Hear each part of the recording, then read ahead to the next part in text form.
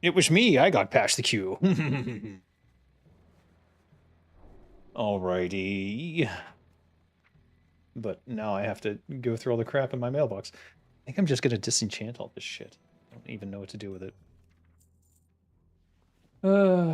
It means I lost all the money from putting these things in the auction house. That's kind of annoying. Also, I'm gonna send Dolgra raw copper ore to convert into gems. Because that's a fast way to get some skill ups on jewel crafting. And I didn't realize that. Much easier than making the rings themselves. You're on Cthulhu? Oh. Check the community Discord, everyone skips. And I'm not sure how healthy that is. But I mean, if you can, I suppose you should. And then if everyone does it, it just becomes a random chance of forcing your way through the queue. I don't know. Oh yeah, we gotta turn all these in. I didn't do anything to clean up after last adventure. Didn't really get a chance, to be honest. All right, all these failed to sell in the auction house. That we can all hold on to. Okay, let's just sell these to a vendor then. Since apparently nobody wants T-Mogs yet. And by the time they do want T-Mogs, well, I'd rather have had that space that entire time period. Primitive mantle. Well, that's the shirt. That's fine. Did I wear that? Yes, I did. Armor piercer. That is soulbound, okay. So this is part of the turn-in. I have a 6 agility ring. All right, that's 7 agility. 7 strength, 3 stamina. Should probably go 6 agility, right?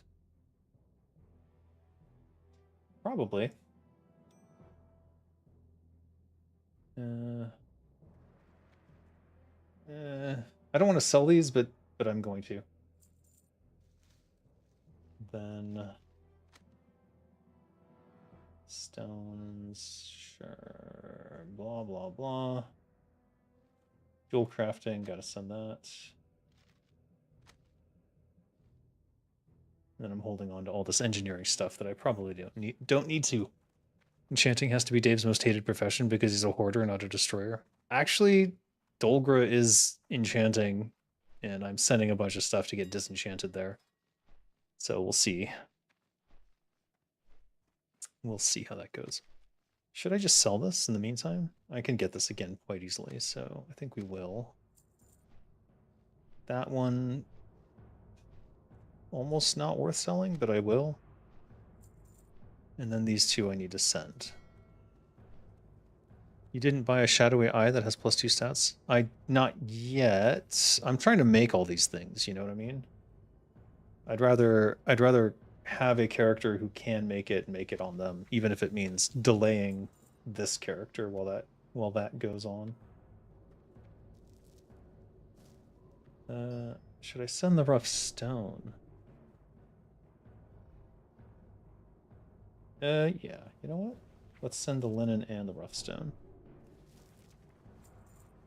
And we'll hold on to the rest. Crystal goes as well. And the rest of this I think we're okay to hold on to. Wait a minute. What is this? Oh, right. Unfortunately, I mean, as good as it is, I can't wear it and lose the Black and Defias set? What is the correct pronunciation of that? All right. Next, I think all of these turn in at Ratchet. Thunder Bluff. Undercity. Thunder Bluff. Ratchet. Okay. So it's going to be Ratchet first. And then Thunder Bluff. Yeah.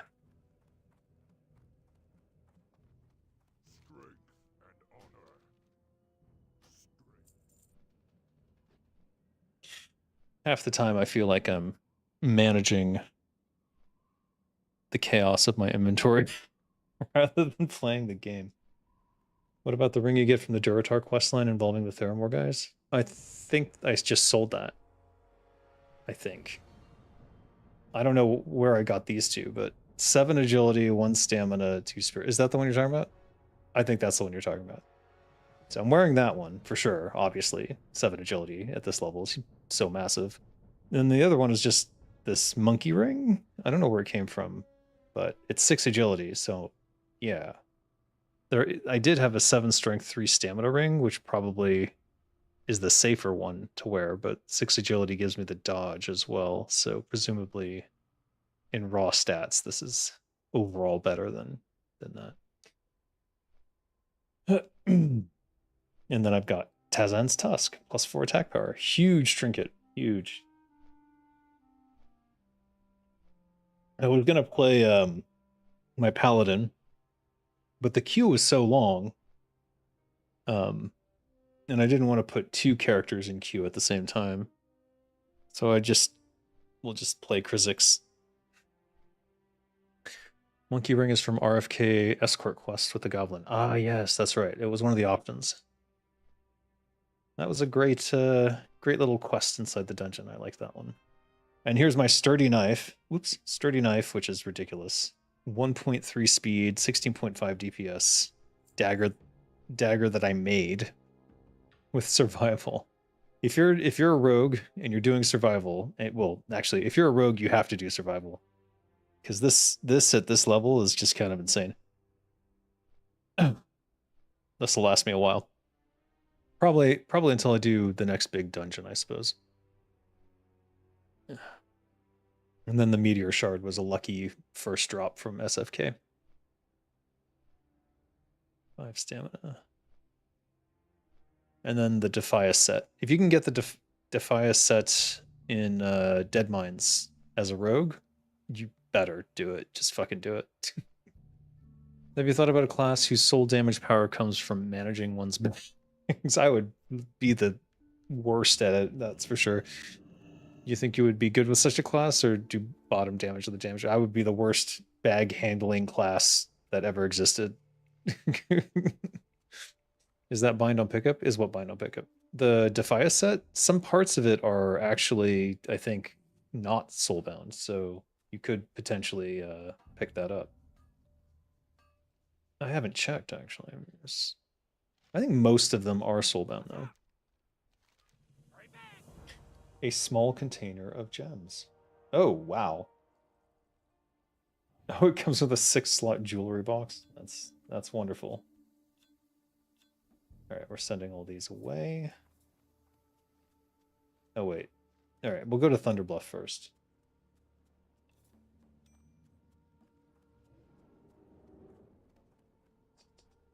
I need to get the accurate scope. What does he want? Ornate spyglass.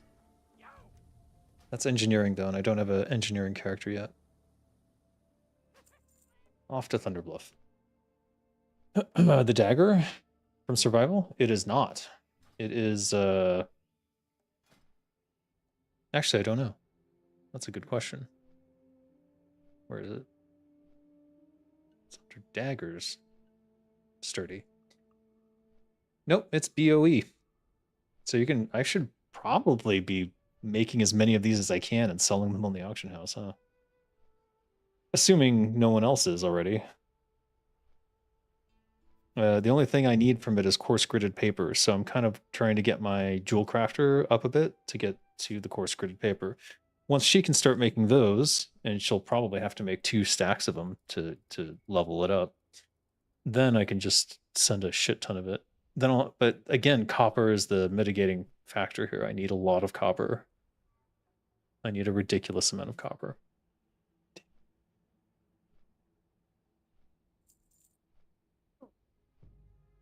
So, I did promise a drinking stream, right? I don't think I will drink very much.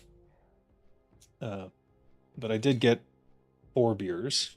I'll probably only drink 1 or 2. I had my kid wanted pizza, so I had a lot of pizza. I shouldn't have eaten that much pizza.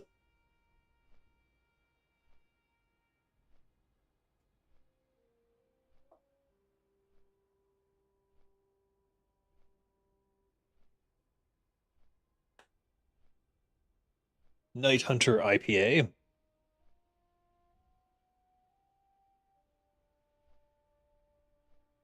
IPA always being my favorite. You're just gonna buy them off someone then? You should level it. Survival's a good skill. It gives you an additional heal. A heal that it is a low heal and it is over time, but it is in addition to every other casting thing. So it doesn't take up potions, it doesn't take up bandage, it doesn't take up abilities. It's literally just an extra heal. So I do recommend it. Dave the Drunkard. You're gonna make me not drink.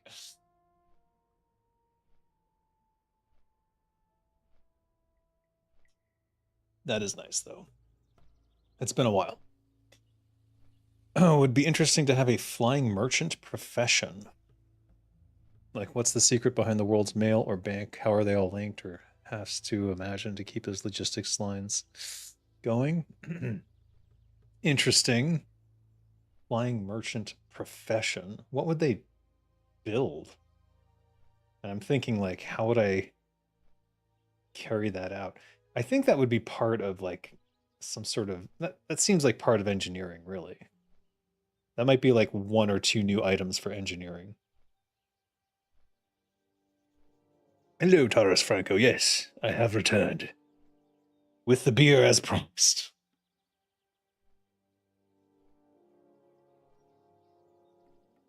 Oh, it's so good. The first one's always the best one, though. I gotta keep that in mind. Maybe if I drink sips of water in between, it'll keep it tasting fresh all the way. Ooh. Snap trap. This is... I definitely want to build these, but this also requires engineering parts, so... We've got more potent healing salves we can make as well, so we should probably make those too. We're down to 6 already. Alright, where am I turning these two Thunderbluff quests in? Let's see. Apothecary Farnell. That's in the cave. Kim Wildmane. Who the hell is Kim Wildmane? Sounds like Hunter's Ridge. Hunter Rise. Let's go to Hunter's Rise, I think. Also, we're right here. Let's go get Karen's hoofprint while we can.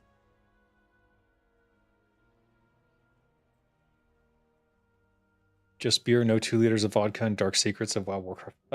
No. I don't have any dark secrets. Like, I've already basically talked about all those things. I can just turn it into any orphan. Don't have to do mine. Return to the Orgrimmar orphanage. Okay. That's a 5 gold bag. I think I'm going to take that over the pet. At this level, 5 gold, that's massive. Everyone do the orphan thing if you need 5 gold. I guess you kind of need to be level 20-ish to pull it off.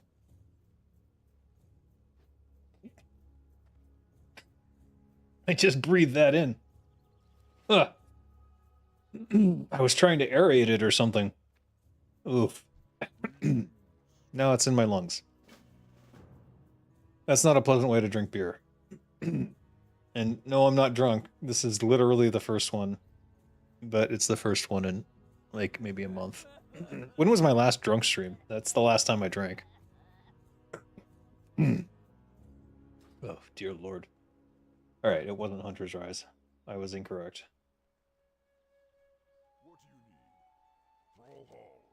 So they added Arathi Basin recently, and now I'm kind of curious to play it.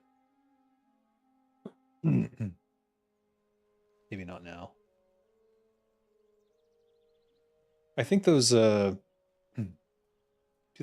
guess you can do those quests anytime. I don't know if they always give XP. Anyways, if there's anything you want to know about WoW, I I don't have a lot to talk about it because I wasn't there that long during its development, and I was still pretty much on Team 1. So I wasn't like sitting with Team 2 and hearing everything going on around me. It's probably why I have more Warcraft 3 secrets than anything.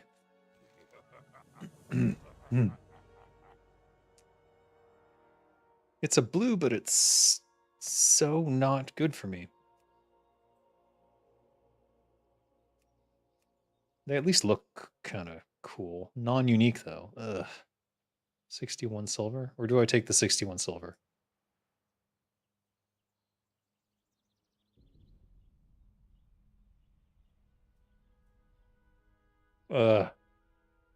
Silver. Do you think other WoW Warcraft creators have YouTube channels or streams? Although I suppose not. Yeah, they do. Or well, okay, hold on. Maybe not.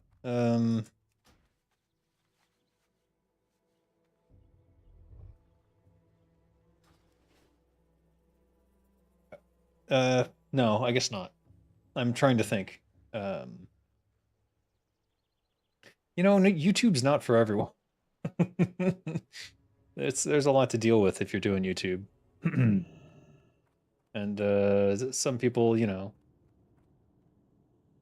don't necessarily want to be on YouTube or have any part of their life become public.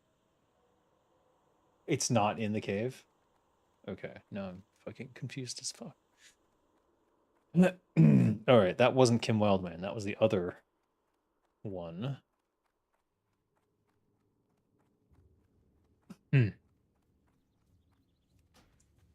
Where's Kim Wildman then?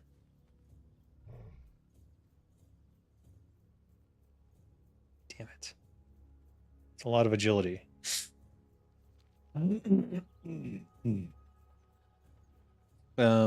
were thinking Flying Merchant would give players the chance to be the merchants' players, sell stuff to instead of selling crap to the NPC. I mean, that's what the auction house is, so it would serve the same purpose, but be less functional, I think. Which doesn't seem like a good plan. If you were going to remove the auction house and then have players become merchants, and while they're offline they could sell stuff, that would make more sense to have flying merchants then, or to have a profession that's flying merchants, but I don't know.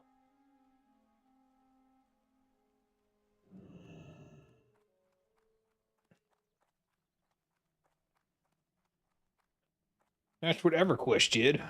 It's probably what they were planning to do initially, and then they decided on the auction house instead. All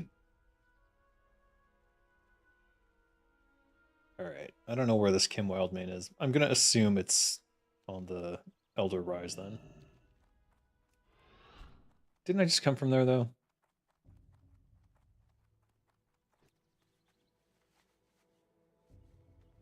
Is this Cappy? This is Cappy, yes. I don't necessarily recommend playing it, but if you are willing to take the risk, here it is. It exists. Good luck. But why are you doing it? Because I didn't have to install anything. That's the only reason. I mean, there's a very real possibility that a lawsuit comes their way too, and that they're not able to get away from it. So we'll see.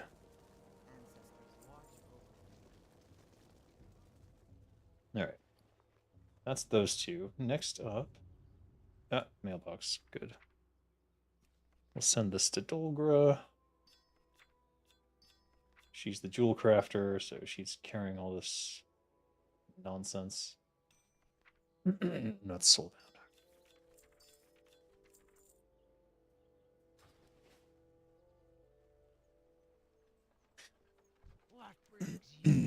Greetings, King Lich. Incendia agave.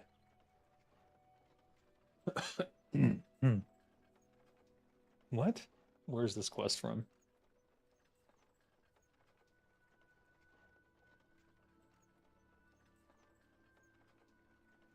This has turned green? Oh, shit. I should have done that. That axe is nonsense.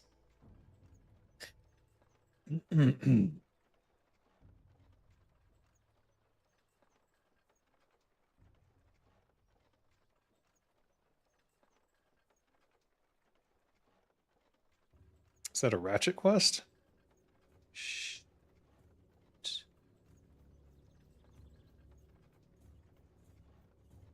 All right. What the frick? All right.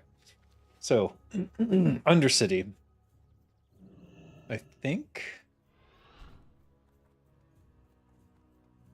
it's going to be the Zeppelin, or we could teleport to Westfall, but that's not a great way to get to Undercity, so... But in light of this other quest, I might go back to, I think this is Ratchet. I'm surprised I didn't see him when I was in Ratchet, though. Could also be Crossroads? Or it's the one guy in Orgrimmar. Who's the quest giver? Doesn't say. Shizwackle Tangrig? That sounds like a gnome name, not a goblin name, but let's go to Ratchet anyways. Server restart in 45 minutes. Oh, for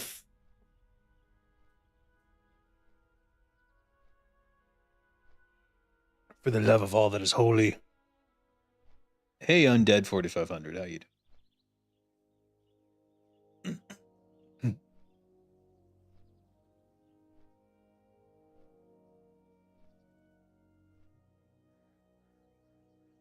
People reaching level 60 in hardcore, and already I can't even get to 50.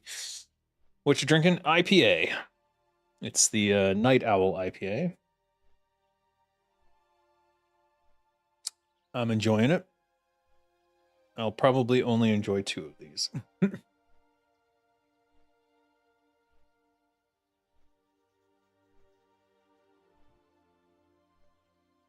Though we'll see what happens. I ate way too much pizza, so all the beer is kind of just sitting up on top of it. Which is not a good feeling. Not a good feeling at all. I already breathed some into my lungs, so now my breath smells like beer forever. That's okay. We'll sleep it off. All the alcohol will drain out of my system overnight, like magic.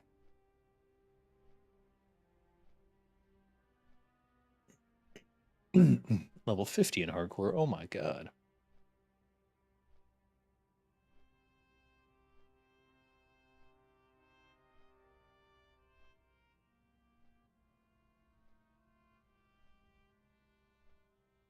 I wonder what this restart is about. Not enough pizza. Need more pizza. No, definitely had too much pizza. It wasn't normal pizza either. It was pizza that had cheesy sausage stuffed into the crust. Like the kind that are injected with cheese. So, you know it's extra good. Damn.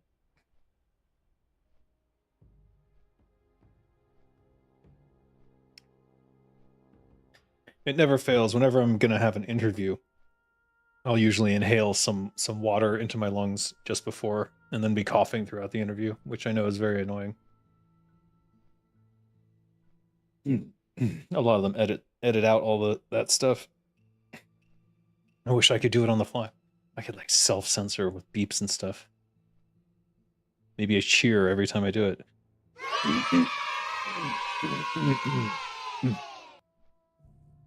I think that would be more annoying though. Okay, it was there. I saw him. I saw him on my way in. Let's go turn this. Turn this into gold. Pizza from a famous Taiwanese company? No, I live in Thailand, not Taiwan. And yes, it is the pizza company here in Thailand. And it was good. It was very good. Too good, probably.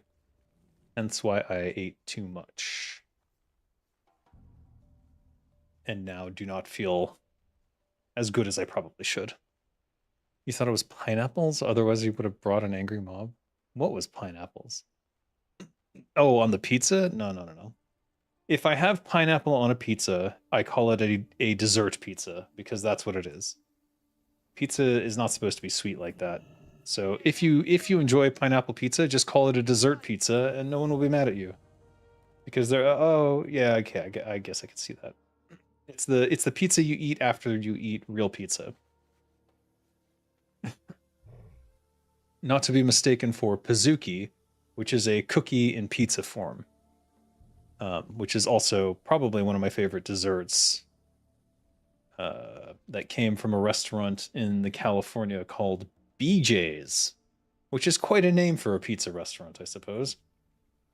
And opened up in many interesting conversations when I was dating there. Yeah. Yeah. You always confuse Thailand and Taiwan. They sound almost the same in your language. It's good you choose the former. Yeah. Thailand's great. I've been to Taiwan. Taiwan's not bad either, though. All right, we'll go to Orgrimmar, and then we'll take the Zeppelin to Undercity.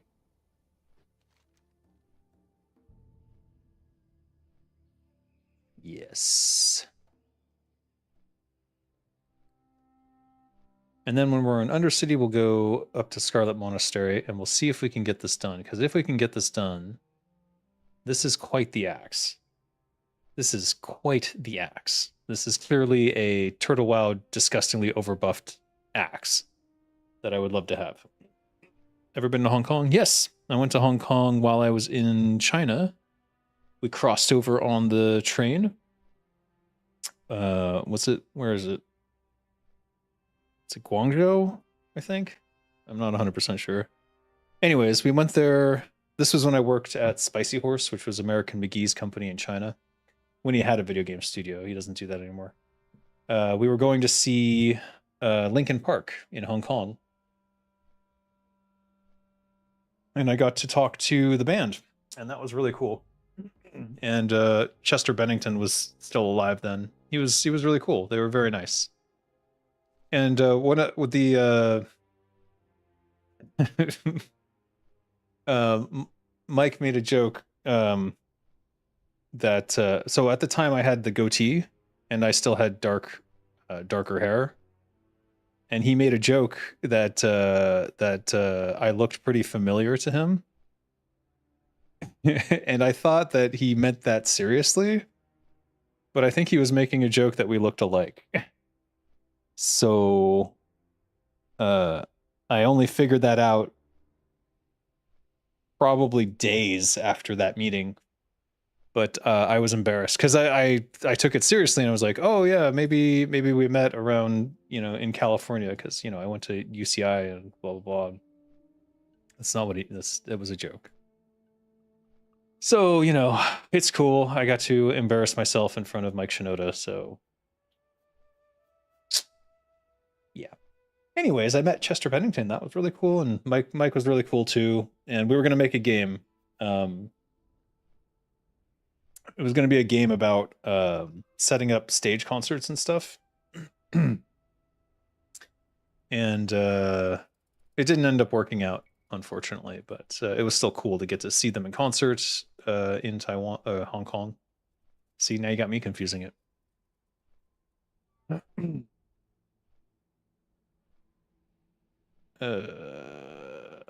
This lore question: why is Shadow Council back in Classic WoW when they were wiped out in Warcraft 2? Because you can never really wipe out the Shadow Council because you don't know everyone who's on it.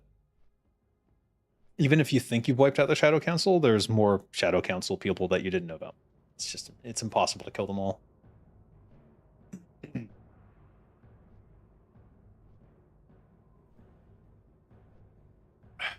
That's the whole point of the Shadow Council. You don't know. You can never know. Oh. One thing I need to think about. Did I get my new abilities at 32? I'm not sure if I did. Let's double check. Also, do I need poison? No. We could top up our deadly, actually, while we're here. May as well.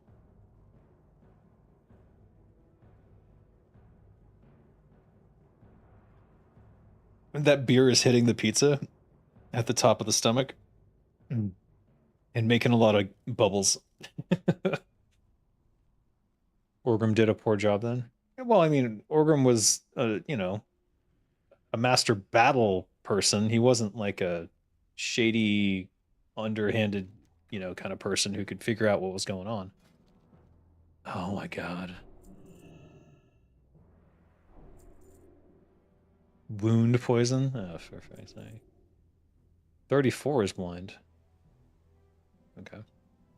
Rank 3 stealth. Rank 4 stealth is at 60. Okay. No new abilities, so we don't have to worry about that.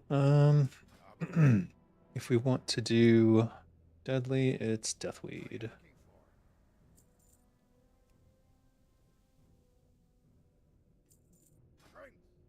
Oof. Orgrim. Orgrim Doomhammer.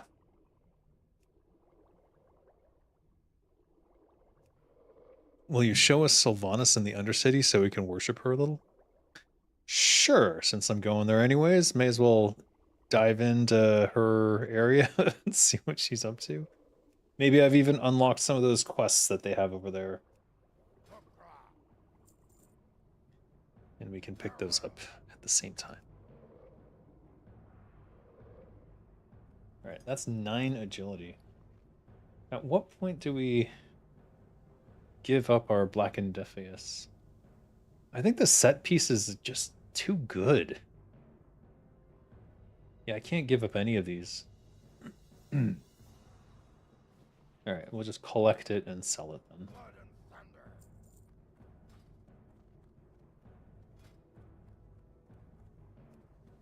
Did it gray out? What's that about?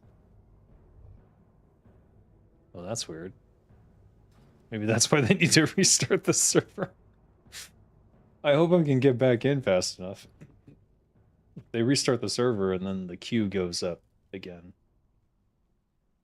That could be problematic. Warlock players should be allowed to join Shadow Council then? I think so. I mean, they basically are. All the Warlock areas are in secret locations and stuff. Maybe not in the maybe not in Orgrimmar, but in the Alliance for sure. They hide them. YouTube is auto ban messages with word worship for some reason. Really? That's interesting. I don't know why. Why would that be? And YouTube is so weird.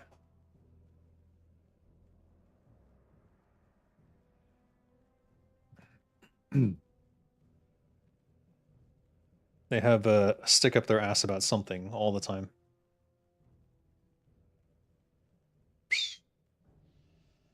So current events, SKG had a little setback in the European Parliament. Yves Guillemot personally came down from his gold chamber of gilded coins and whispered into the ears of all his purchased goons in the EU Parliament and convinced them not to do anything to help prevent the murder of games. So it's not the end of the world, but it is a setback. However, they're going to keep pushing forward, and I think that they'll find some success later on down the line.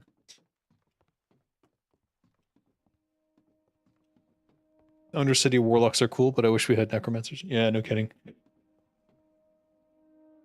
This pizza and this beer are not interacting well, I must say. Maybe some water will clear it up.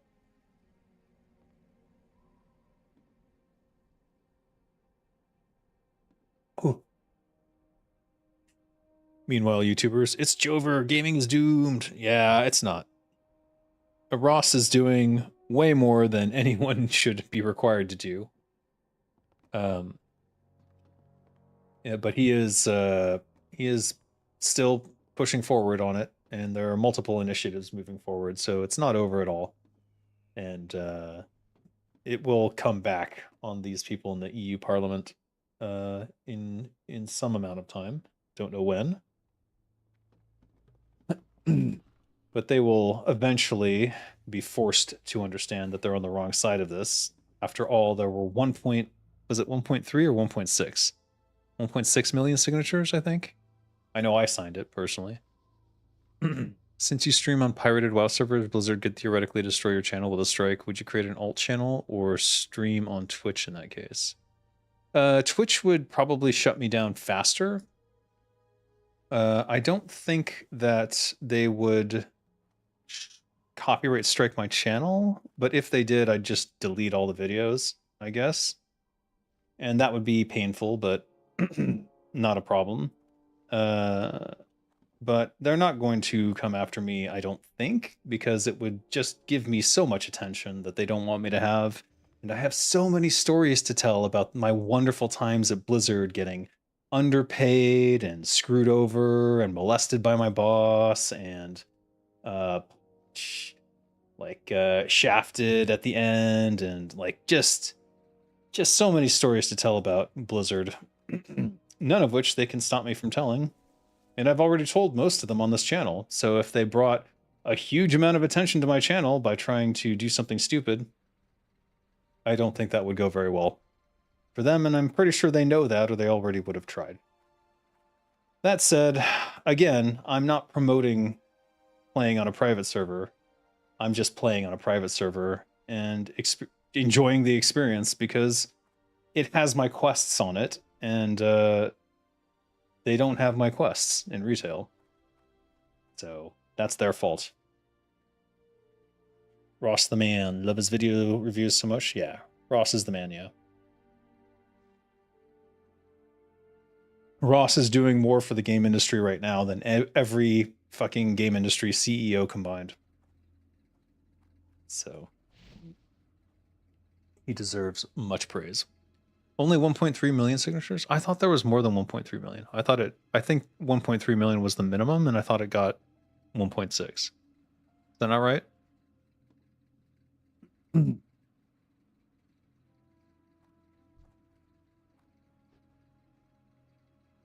Anyways, 1 million people fucking signed the thing. That's impressive all by itself.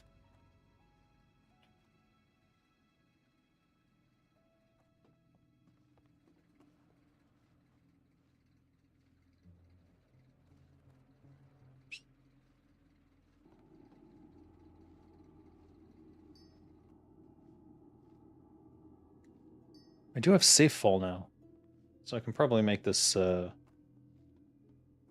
jump.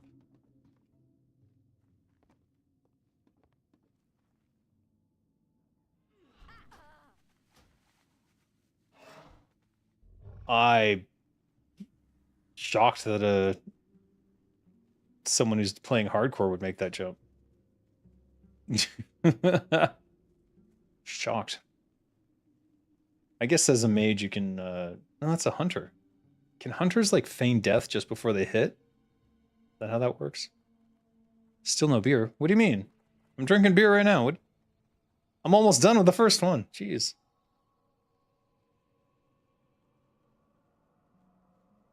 Ah.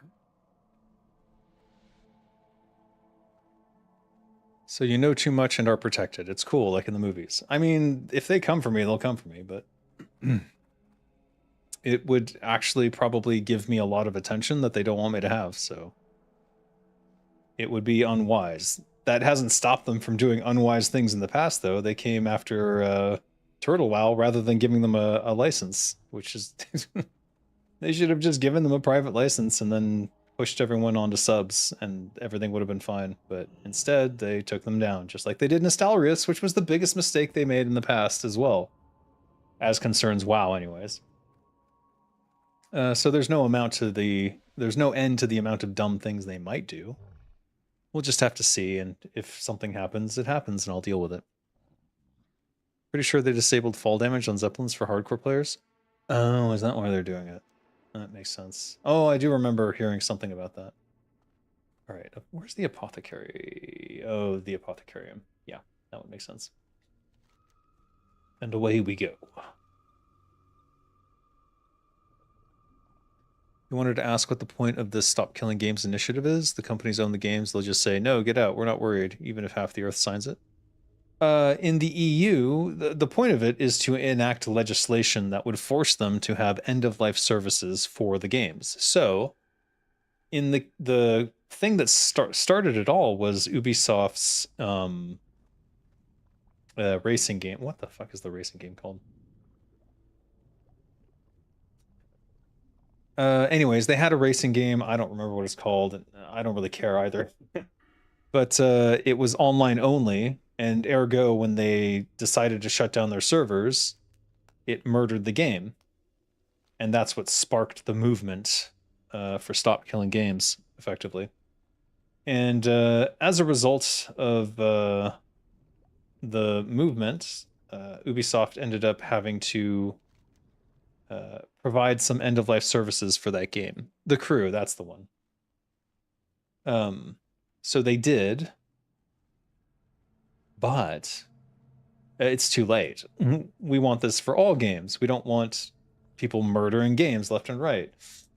And so that's all the initiative is trying to do, is to create end-of-life services for, make sure that video game studios have end-of-life service plans for any game that they create. So if they're online only, then they need to have some way to be played offline after they go offline. They don't have to patch it forever. They don't have to like continue to run the servers forever or anything like that. But they need some... this is so annoying. It's because I'm a goblin and I'm too short. They need some sort of end-of-life service where players can either create their own server or just continue to play offline in some sort of, even if it's limited, some sort of offline mode. And that's all that the initiative is trying to do. But the corporate goons and stupid executives are trying to convince people in parliament and stuff that they're asking for the entire world, that they have to run servers forever and they have to continue to patch the game forever and blah, blah, blah. And just, it's the dumbest shit. And these EU representatives are being paid by these. It's obvious they're taking money under the table to go get all on board with the idea that these are, oh, it's untenable. We can never do this. It's impossible. You can't support games forever. That's what they're asking. They're asking us to support games forever. It's impossible. Just the stupidest shit. But it works because they're paid, and so they just pretend to be stupid. And that's how it works in the US too. They pretend to be dumb. I don't understand. Just watch any parliamentary, or not parliament, watch any senator or congressperson in one of those questioning sessions, and one side is always inevitably playing dumb, and it's so obvious, and it's like, they can't actually be this dumb, can they? And people are convinced they actually are that dumb, but they're not. They're pretending so that they don't have to do anything. Because they're paid to not do anything when it comes to things that people want. And they're paid to do something when it's something a corporation wants. And that's just how all the governments work. Goblins are basically horde gnomes? No. Don't say such a thing. That's disgusting. Why would you say that? What the hell?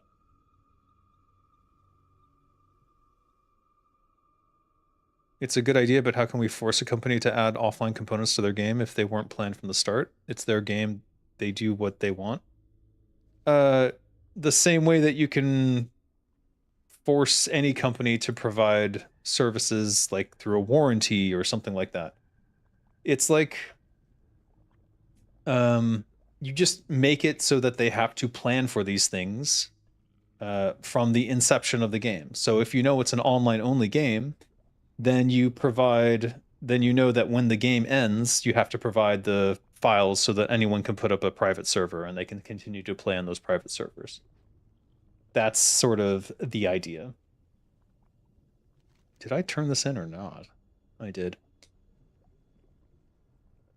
All right, what are we going to do? 1,000 needles? Or Baylor? No, no. We're going up. We're going to Scarlet Monastery.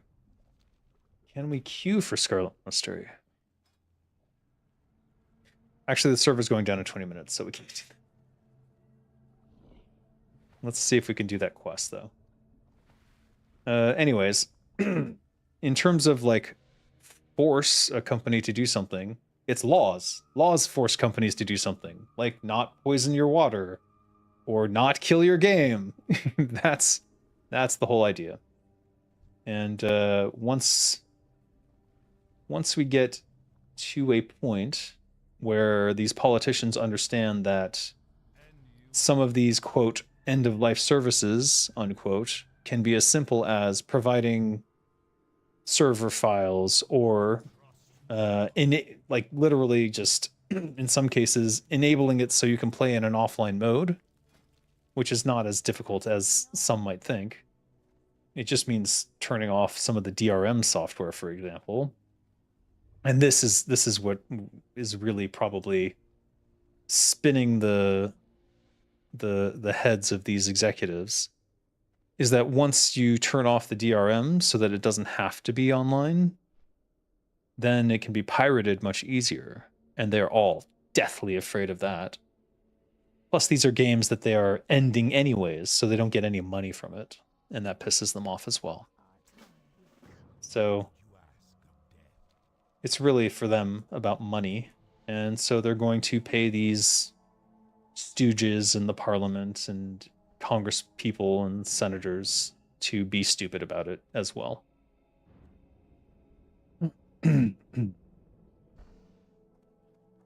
Anyways, it would not be a retroactive legislation. So none of the games that are currently operating or in production would probably be subject to any new laws. It would only be moving forward. They have to provide some sort of end of life services for their games. Old games would still die. And then it becomes up to us to preserve them. Like this. I think the companies will fight to the last drop of blood. This petition needs a hell of a lot of support to pass. It's a shame I'm not from the EU and can't sign it. It's already done. Like, it went through. The reason it got a floor, the reason it got to the floor is because it had over 1.3 million signatures. So there's you don't even need to sign it. It's already in action. The issue is simply that Yves Guillemot came down from his gilded chair and decided to end it himself by going into secret meetings and refusing to allow SKG representatives to be there so that he could whisper lies into their ears like Wormtongue in Lord of the Rings, which is exactly what happened. And yeah, it's a setback, but it's not the end. We'll see what happens next. There's an interview. Actually, Quinteo interviewed Ross Scott, and I was about 20% into that one when my queue came up. But he has an interview with Ross Scott, so I'll finish that at some point and sort of understand more what the next steps are for SKG. But Ross Scott's not giving up. I'm not giving up. This is necessary, and it's necessary to save these games. I don't want my work to die.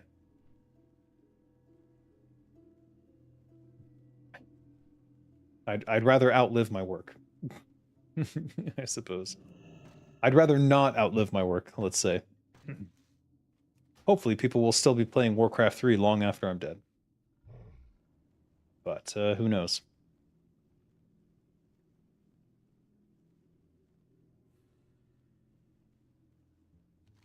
Probably should have talked to Veramothras, because I believe there's a quest that I can pick up now.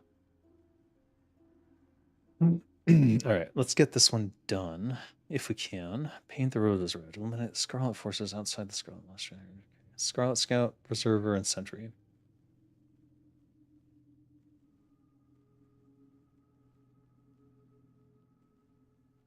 I seem to recall you being quite the efficient killer.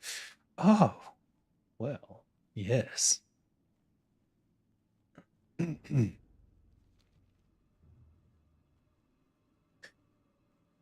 That's an odd potion you have, Dave. Which one? This one? Hello, Pedro. I'm doing well. Already tipsy on one beer, but I'm a lightweight these days, so didn't expect much different.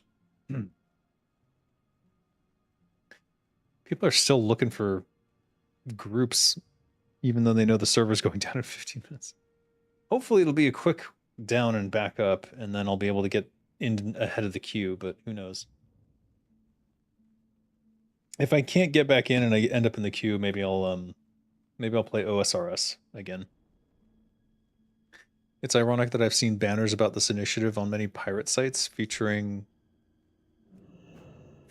games and rips of game resources. Those damn criminals do more for games than their creators. I'm telling you, this is a fact. I looked this up. There was a whole initiative by some of these corporations in media. It was like a big group. It was like games and movies and TV shows. Like all these executives basically started this initiative to like investigate piracy and stuff. And what they found was that for games and movies, most movies, not blockbusters, but most movies and TV shows, piracy increased sales. And when they took down the Pirate Bay, I don't know if you remember when this happened, but it was a number of years ago. They took down the Pirate Bay and they took down most of the piracy sites around the same time. Sales went down. And they quickly realized that people were enjoying the stuff from pirating it and then deciding to purchase it after the fact. Especially games. Games in particular benefited the most. That was weird. Benefited the most from piracy.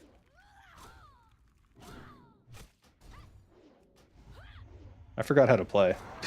Like flat out, just forgot how to play.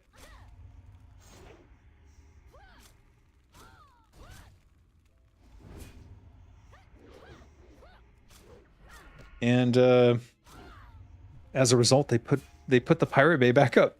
It's up to this day. Haven't you wondered about that? Like you can go to the piratebay.org right now. It's still there. Why? They took it down. They had them. They put it back up. And now they're not bothering. Do you know why? Because they lost sales. They fucked themselves when they took it down. It's just the most hilarious shit. And so when games put DRM on their software, I just think, wow, you're just stupid. Just so stupid.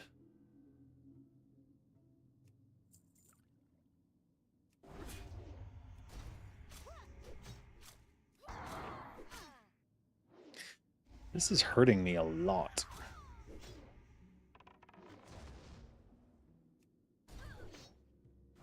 All right, we gotta drink a pot. I don't think we can do this on our own. Oh, we are effed. We are dying. All right.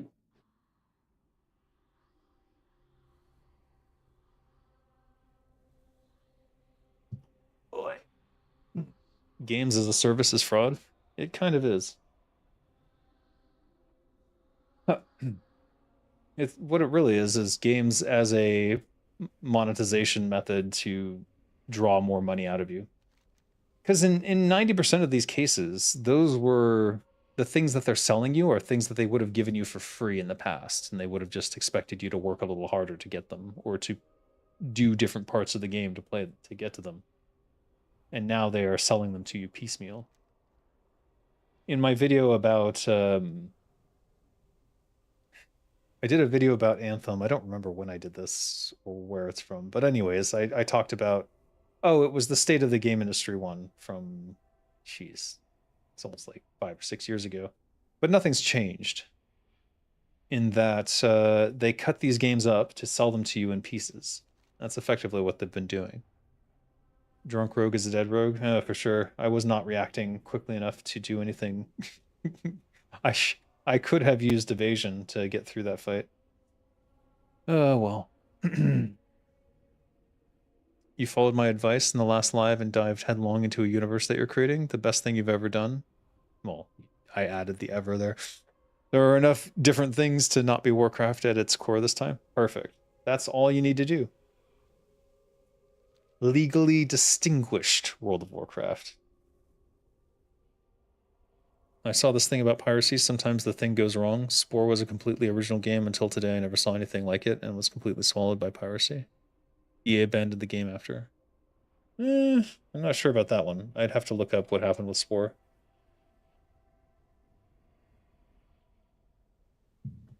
But in most cases, I remember Spore not being that good of a game. But what piracy does is if your game sucks, then it doesn't do well anyways. And you can't blame it on the piracy. People weren't going to buy the game anyways, without being able to try it. And then if it sucks, it sucks, you know? What are you going to do? Look at this. We're both dead. I wonder what killed him. All right. What are we going to do about this quest, though?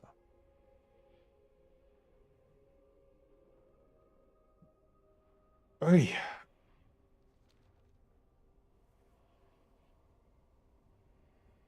Any game dev could just copy the system from WoW, improve it, and ship with their own story, but alas, not many try it now. That's very true. And again, like, if you're interested in doing such a thing, I'm more than happy to provide a world for you. Creating a distinct IP is something that I am very well versed in. Whether it be high fantasy, sci-fi, whatever you want to do.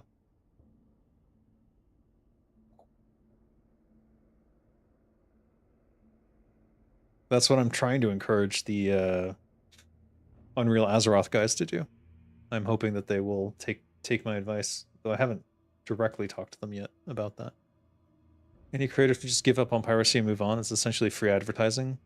On VAM, stupid creators poop tomatoes in rage at their stuff being stolen, and the smart ones create accounts on pirate sites, communicate with pirates there, get reviews, and lure them to Patreon. There you go. You can solo this quest when you're sober? You think so? I don't know. I seem to be struggling. Let's see if I can... I'm going to try again. Oh, shit. Maybe I'm too drunk. All right, let me think here. Do I have any other buffs or benefits I could be using?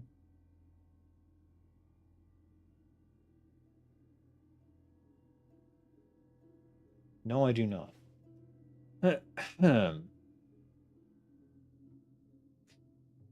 We're running out of time regardless, before the server goes down. But let's see if I can... let's go for this scout over here. Oh, he's 30.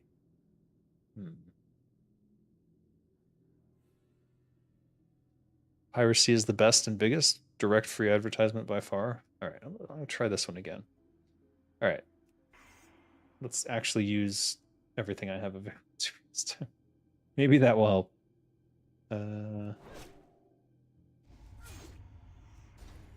Damn.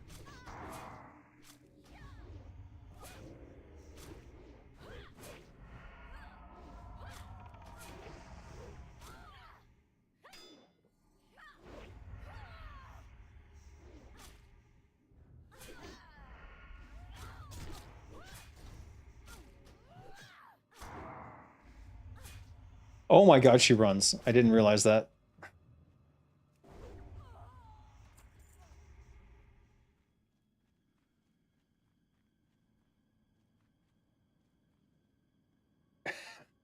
Okay.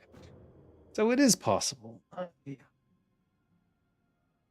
You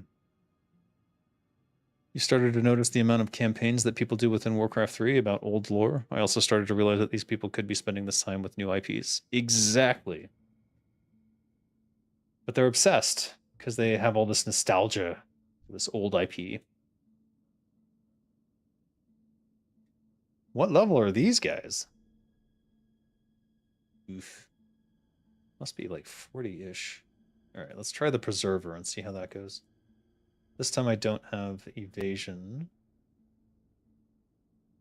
There's a lot to get through in terms of like how many of these I have to kill as well.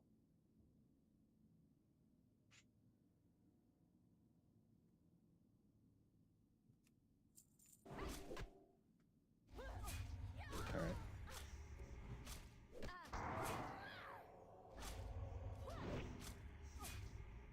I think this is easier because they're casters, so they try to... Oh, shit.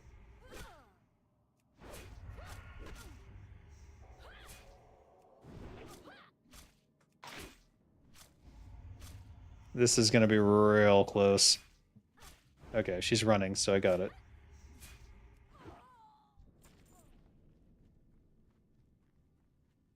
That was a rough one.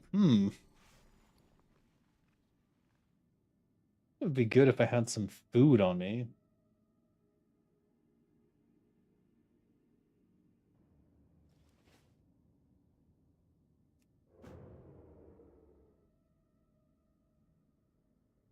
Four minutes to restart. Wonderful.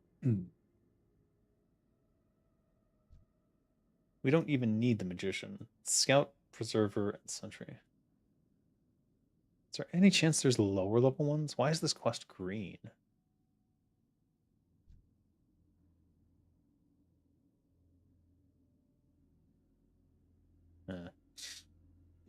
Will Warcraft fatigue eventually hit as bad as Star Wars fatigue? I mean, after Shadowlands, I'm actually shocked it didn't already. Shadowlands, I think, should have been the death knell for all things Warcraft. Shadowlands kind of shot the bed so hard that I'm surprised it still exists. And that I mean, they retconned it at one point and then they've unretconned it, and I'm not sure what to make of that. All right. He looks pretty clear. Yeah.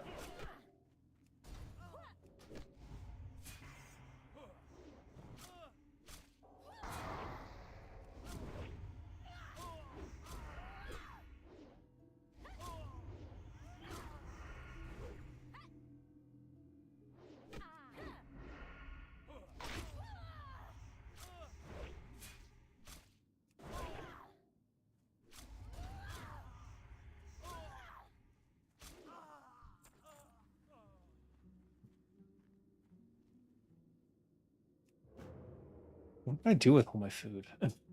What?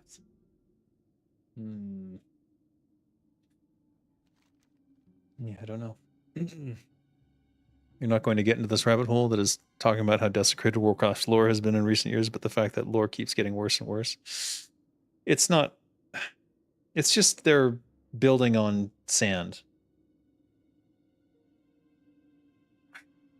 Work in the old lore just loses the sense.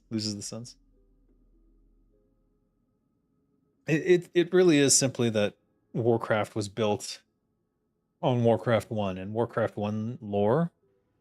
If you go and read the manual, it's kind of a total mess. And by kind of, I mean absolutely. It's a mishmash of like D&D tropes and other stuff and Warhammer stuff and like just randomness, and multiple people obviously got to weigh in on it. It wasn't like Metzen wasn't the writer guy yet. That wasn't until Warcraft 2 that I think he even like sort of stepped up into that role. So ultimately it was like kind of garbage. Being real. And if you look at the Warcraft 1 manual, like, I mean, it's not terrible, but it's also got issues. It's got issues. And then they just built on that foundation. Warcraft 2 was built on Warcraft 1's lore, and then Warcraft 3's lore is built on Warcraft 2's lore. And there's an entire Lord of the Clans adventure game in the middle of that. The phrase that hit my head last live was Warcraft will never be yours, and it's exactly that. Yeah, precisely. It's not. It's not yours. That's the thing. Like, maybe if it was just Blizzard, maybe if Blizzard had never been bought, maybe they would be more open to sharing, like the way that the Warcraft 3 editor allowed anyone to make their own levels. Maybe that would be a more positive experience for everyone. The adventure game seemed fun. Wish they'd completed it. They did complete it. It fucking sucked. It was not good. It was terrible. That's why they didn't ship it. I personally tried it and did not like it. So it's not like you missed out on a masterpiece. It was actually shit to play. A lot of the puzzles did not make sense. Like, at all. Let's see if I can even get back into this.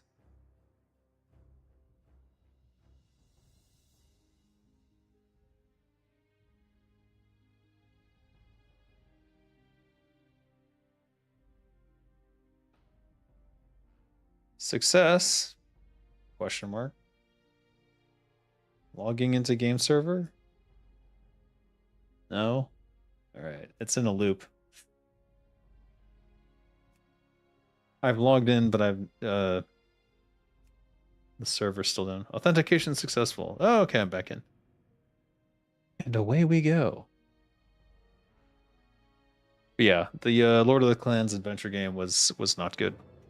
It's better to actually read Thrall's story through the novel. The novelization tells it fine. The only issue that I have is that you shouldn't have to read all these novels to understand anything. And the truth is, you don't really need to know Thrall's backstory to appreciate Warcraft 3 anyways. Do I go for the level 30? I guess we try.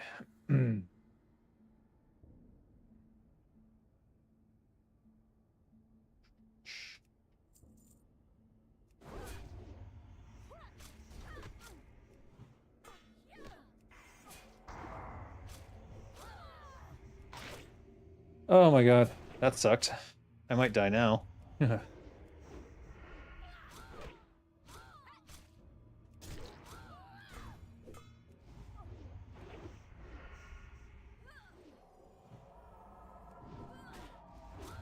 My kick missed, and that caused me a lot of problems right there.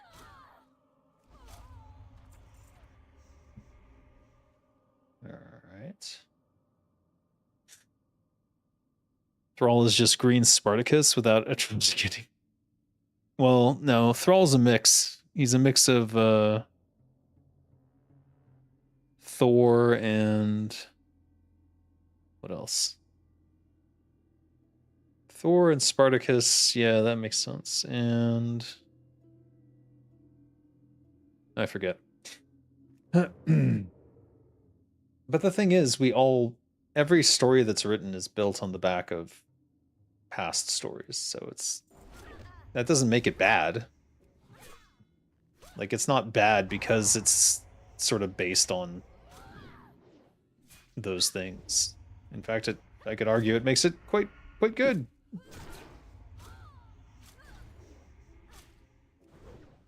Oh, shit.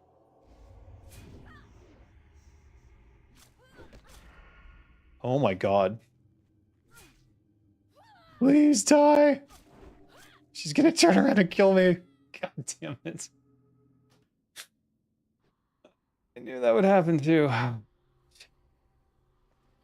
I should have fallen back and then used my throwing daggers, because she would have been slow. Oh well. Haven't you heard the saying, show me your browser history and I'll tell you what's wrong with you? What? What story did God Among Man tell?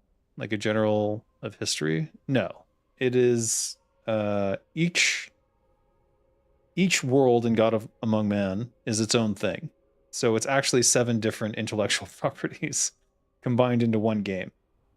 In the first world, it's about Melis Meyer, who is a bishop in a religious army, and she discovers something about the god of that world that is very upsetting for all of the religious folks.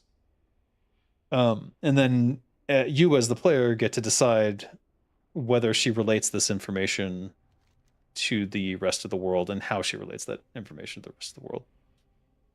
Based upon your decision, you then go to these 2 different universes. One of them, if you revealed the secret, is different from the other, where if you didn't reveal the secret and they went on believing as they did. And then each subsequent world comes from that. So it's only 3 layers deep, but that leads to 7 different worlds. And then along the way, you're making these different decisions about do we kill all of the members of this religious group? And if we do, we kill the women and children. Like, what does that imply? What are the implications of that? And things like that. Anyways, these all affect the outcome for your final form as a god at the end, because you are effectively a soul traveling through these different universes who has the potential to become a god, and then when you become a god at the end, it's based upon those choices that you made along the way. That is God Among Man in a nutshell.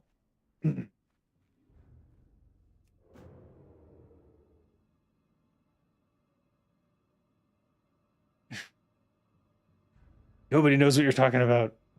All right, did my poisons wear off? Yes. All right, maybe we should go double instant poison so that I can use my gouge more effectively. That might help a little bit. What else do we got?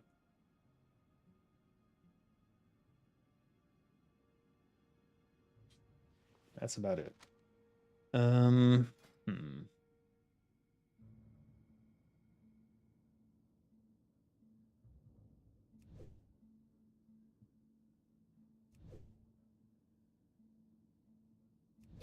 Maybe we get our bandages up. Yeah.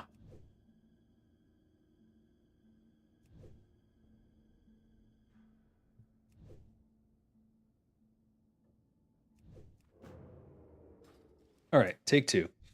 I think we can kill her. I really should stop dying, though. It's costing me a lot.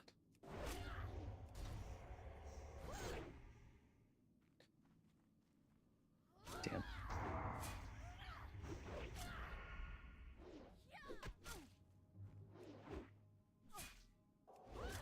Stop missing.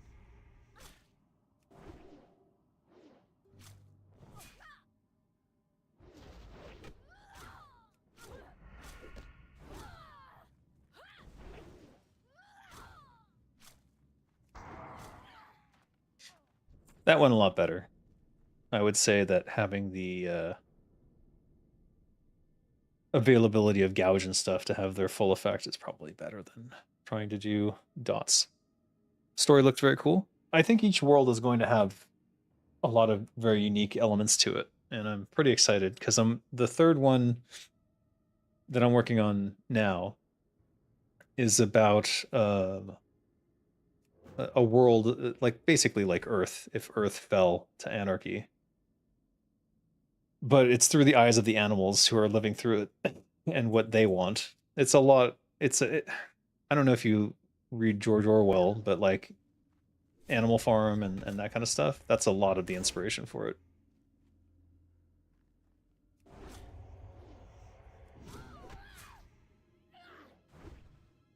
Ouch.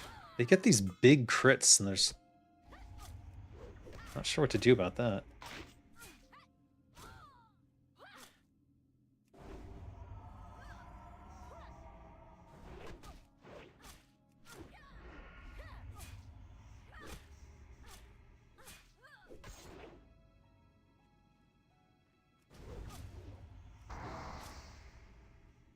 Learn from my mistakes. Oh god.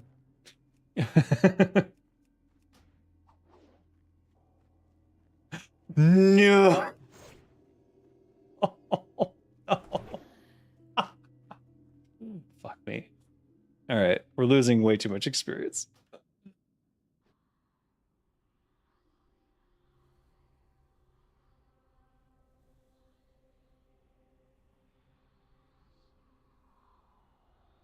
Uh, hello, Welsh. How are you doing? Welcome to my pain. Gob among men, pickpocket, press spam. Yes. You've read Animal Farm? Good. Everyone should read Animal Farm. Everyone should read 1984 as well. Though I seem to understand now that 1984 is a much more difficult read than perhaps other George Orwell books.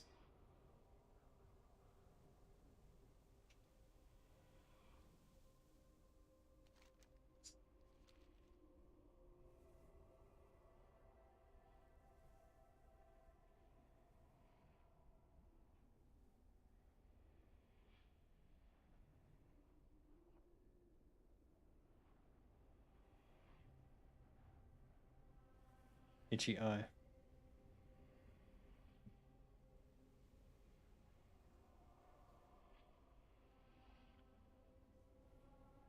I don't see too many people out here, so I'm wondering. Having a meal now? Excellent. I had pizza earlier, way too much pizza, and it is hurting. I'm scared to crack open the second beer.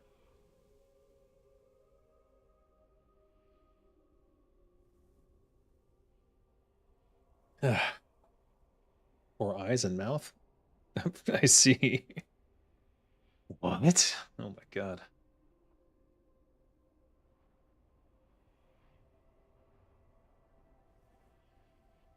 Looking for more for Ubers? Oh my god, they're so far ahead of the game. Last recipes HR. Wow.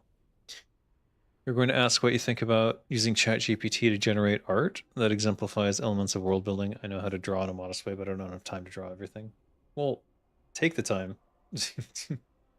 If you outsource anything you're going to try to do to the machine, then the machine will do it for you and you won't learn anything. So I think that's not a good way to go, just in general.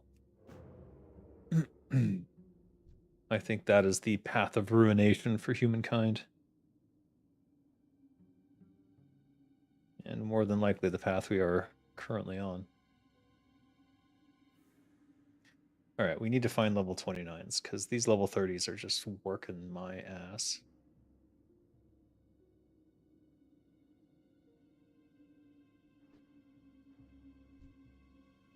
Why is the quest not showing? We're almost done with preservers as well.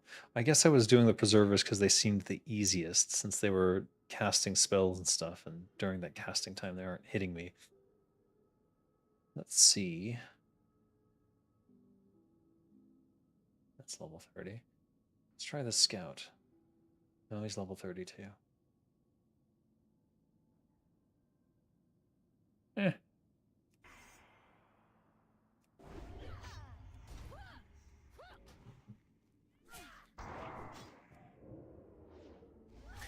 See, one hit and it's like 200 damage.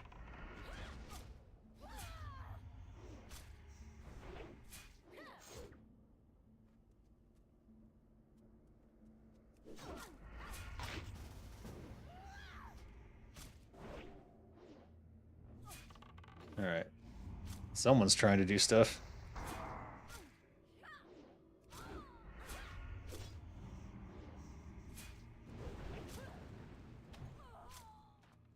We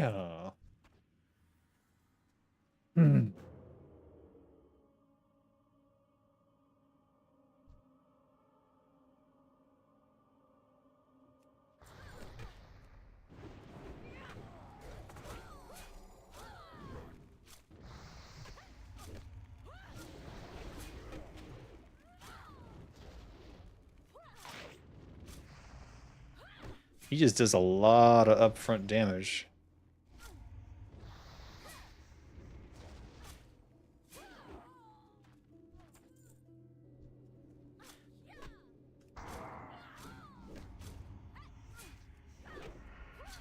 Oh. His heal drew the aggro. How's he drawn so much aggro? Is he lower level? He's 29. Okay, that explains it. Alright. Let's get my...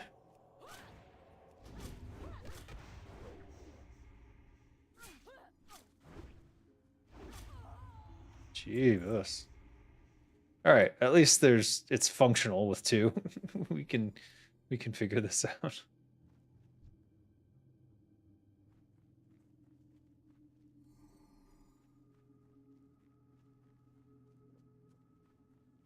Do you think it's sad that 99.9% of players see spirit healers often but don't care about them at all? We knew nothing about them. We knew nothing about them before Shadowlands, but still, I don't know what spirit healers are. What do you, the Tauren?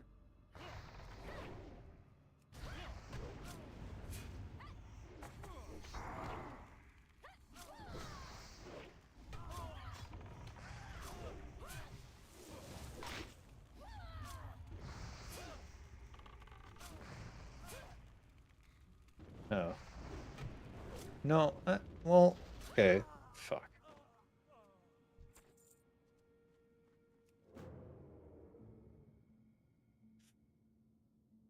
Mortal Shell? What is Mortal Shell? Is that an MMORPG? It sounds like one. I'm worried he's going to aggro the magician, but let me see what I can do here.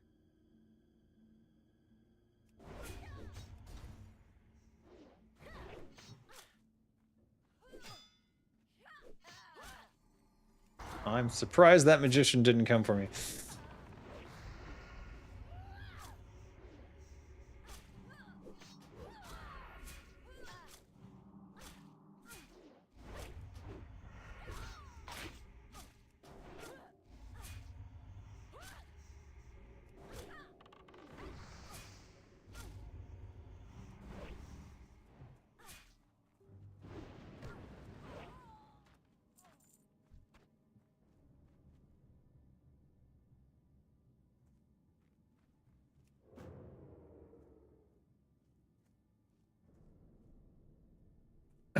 That angel-looking figure that resurrects you? Oh, those things.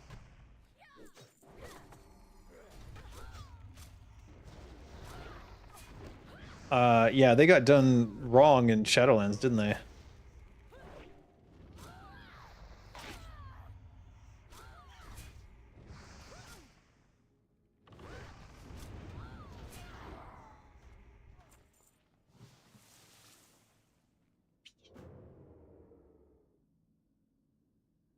Even you don't know spirit healers are angels that resurrected players in the graveyard? Yeah, I know. I mean, now I know. I thought you meant the Tauren spirit healers in Warcraft 3. I don't know what you're doing. But they don't really have a lore behind them as far as I know. They were just kind of... They did something and they were like, oh, that's just cool.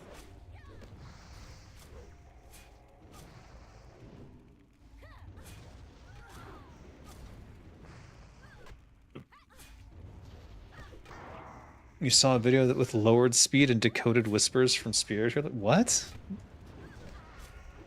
It was some fun kind of give me your money or something like that? Oh. Interesting. Very interesting.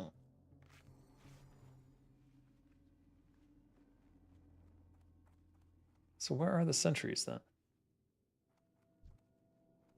Are they inside?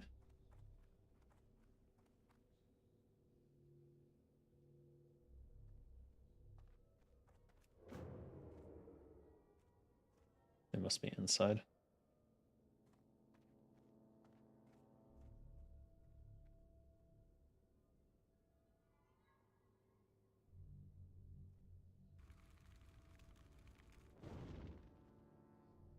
Ah.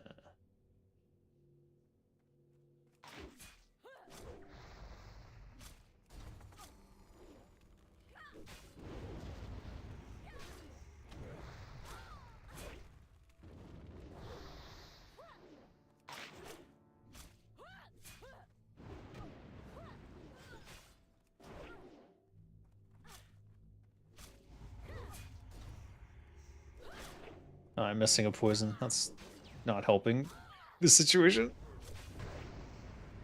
God.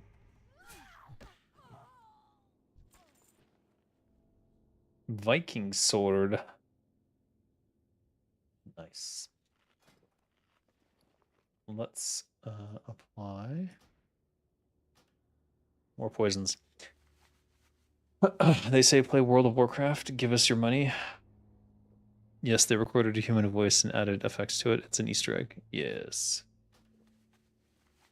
It's a joke. I wouldn't take it too seriously. I certainly wouldn't think of it as lore.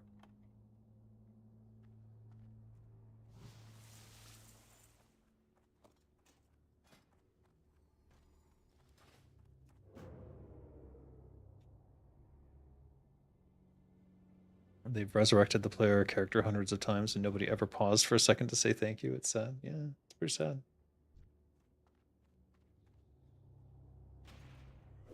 Oh, yo. Oh my god. Where's his totems?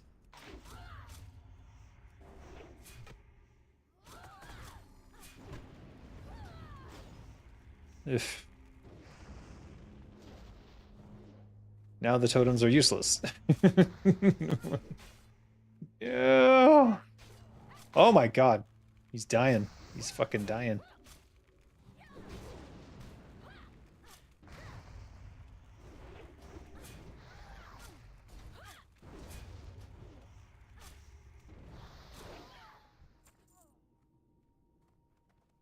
Woof.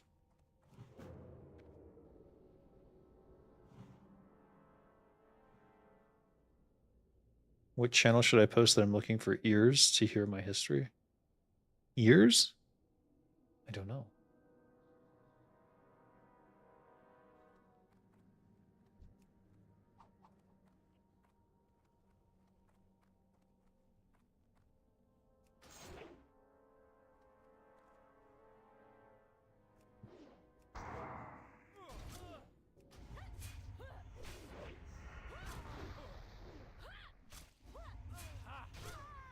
Oh my god.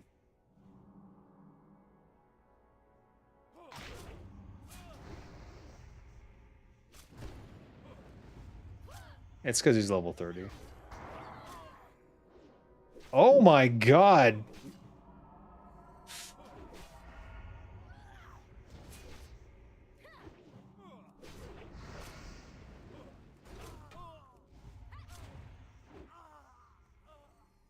These are ridiculous.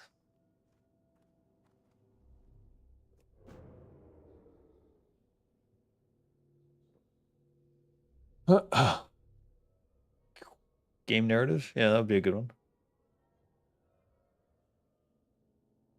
I think the spirits in this area, I don't know, it's the fact that they're connected to the Shadowlands now kind of ruins everything. You know what I mean?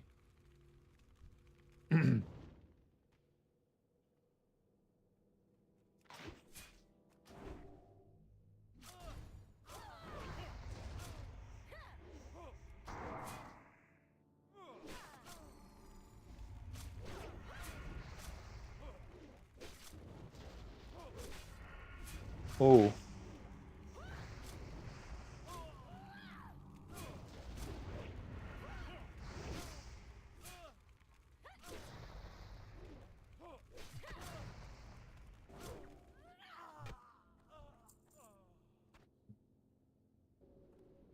Oof. 6 to go. To go. Ugh.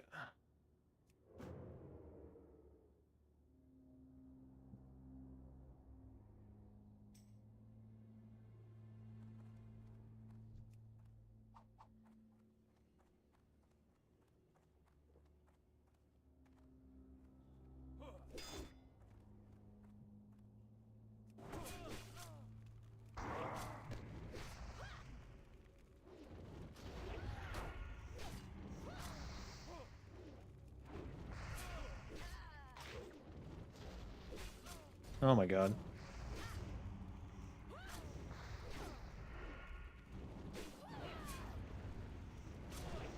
I feel like I'm doing no damage. I guess he does have a shield.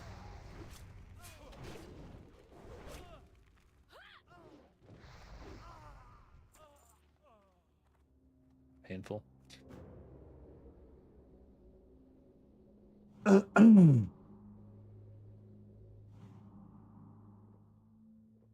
You bet players were grateful and curious enough to speak with NPCs and say thank you for Beer Flight, Quest, or Resurrect, but it's 5%, 10% from all. 25%.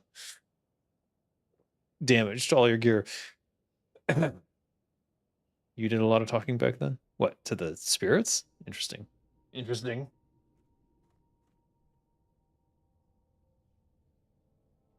Yep, this one's coming.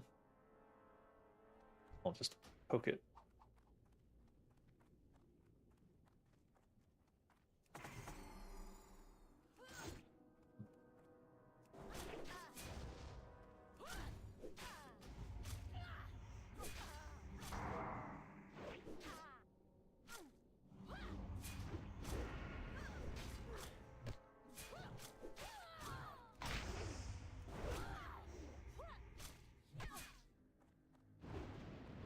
Oh, she's running away. Coward.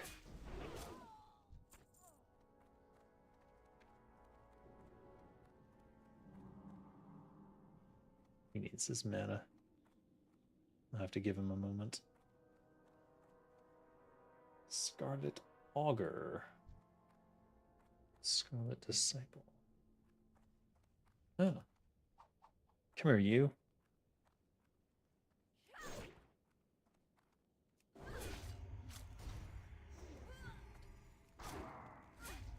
She parried it.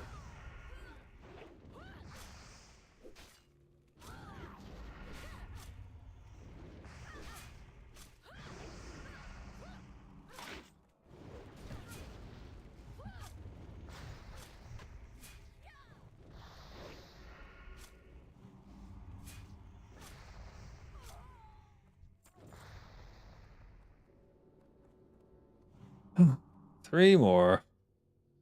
God, this takes forever. They are elites, and we're doing them, though, so I suppose I can't complain.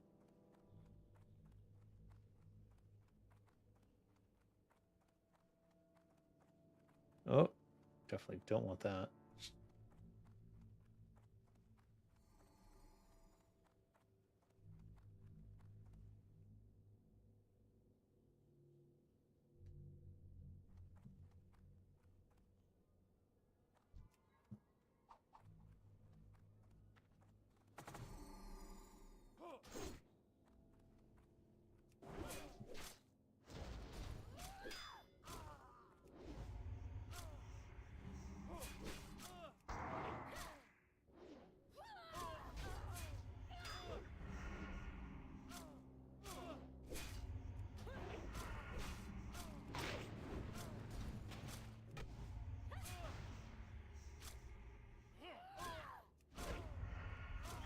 Uh-oh.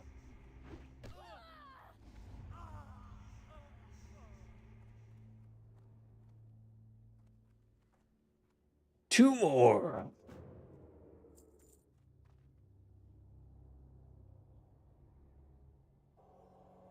Oh. Is this our problem?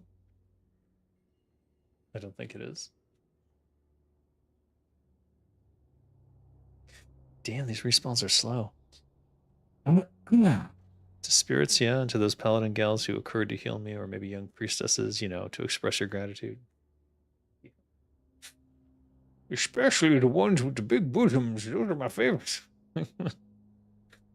I see what you're saying. See what you're getting at.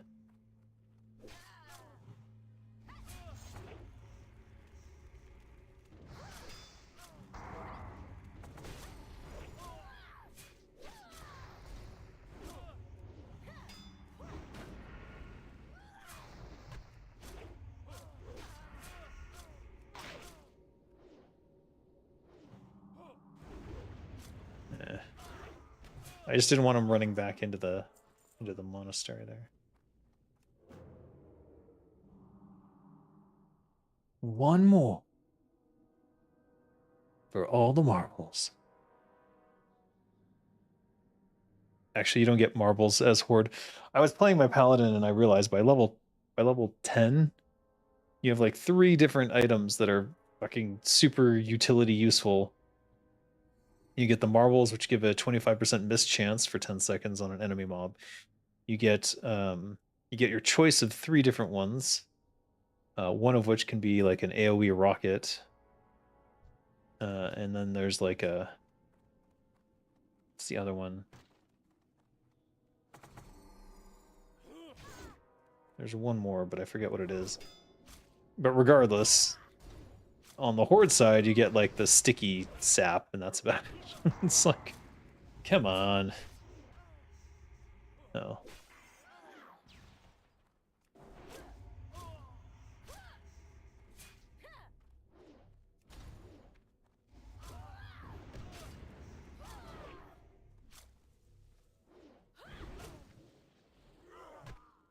That one did not want to die. All done.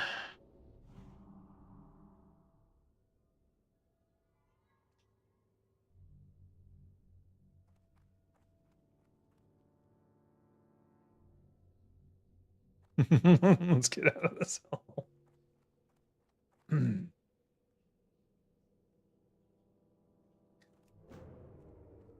How difficult is it to make a Diablo 1 game? You think you want to do an ARPG? Actually, I would say that it's probably very easy now. Not only is the most engines like default to an ARPG perspective, but there's like a dozen tutorials of like how to build your own ARPG. I just helped build an ARPG with Engines of Fury, and it was not that difficult, I must say, in Unity. So yeah, I would say now is a great time to make your own ARPG.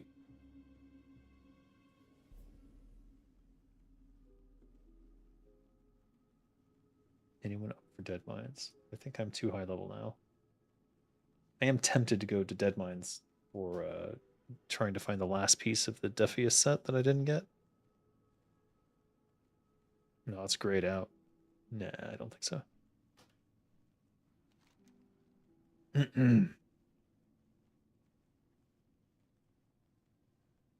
So this is from the monastery. So that's the dungeon. We try to queue for it.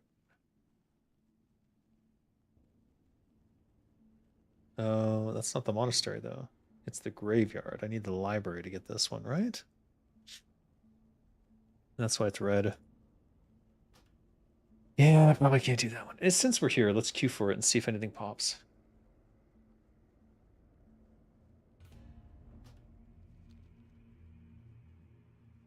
You want mobile Diablo? It's called Diablo Immortal. Go play it.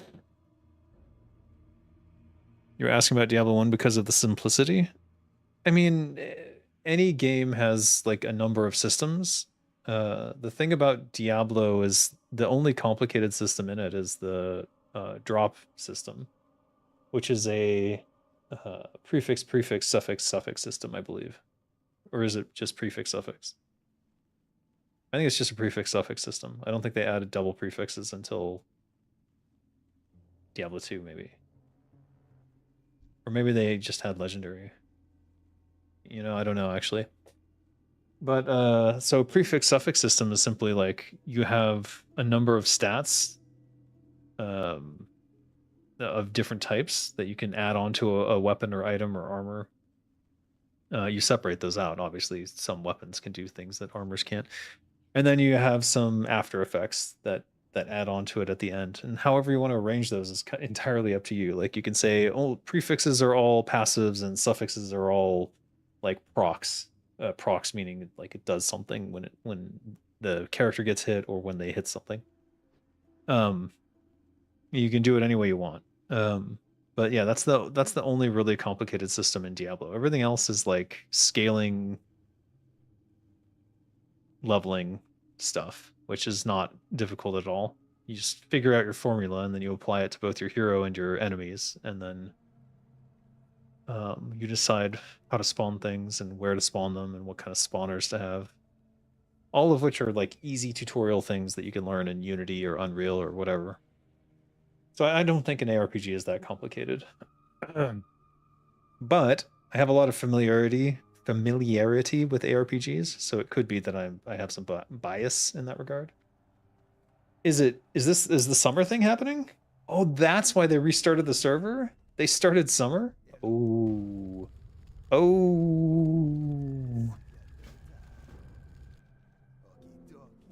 They're doing events. They're doing events. Oh shit. Okay, so my inventory or my quest log is full, unfortunately.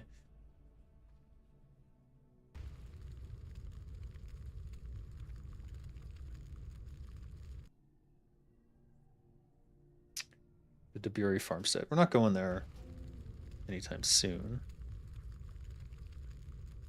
Dragon Ball Retreat, I really want to do. We got to turn these in. All right, let's. Which one do I need for this one? Flames and Kalimdor. Touch the bonfires within Orgrimmar, Thunderbluff, and Undercity. Let's do this one, since we've got this one right here. And we can get the other two quests from any of the festival folks. Festival peoples. Message retracted. Message retracted. Message retracted. But we won't. What? Don't remind me of summer. It's already so hot here where I live for the coming weeks. I'm sorry. I live in Thailand, so every day is hot, but I have an aircon, so I don't care. I don't care. Oof. All right, that beer has gone through. I need to take care of that. And I'm going to get more water. And we're going to try to do a whole thing of water for every beer that I drink. I'll be right back. Ceiling fan is best? True. Ceiling fans are good.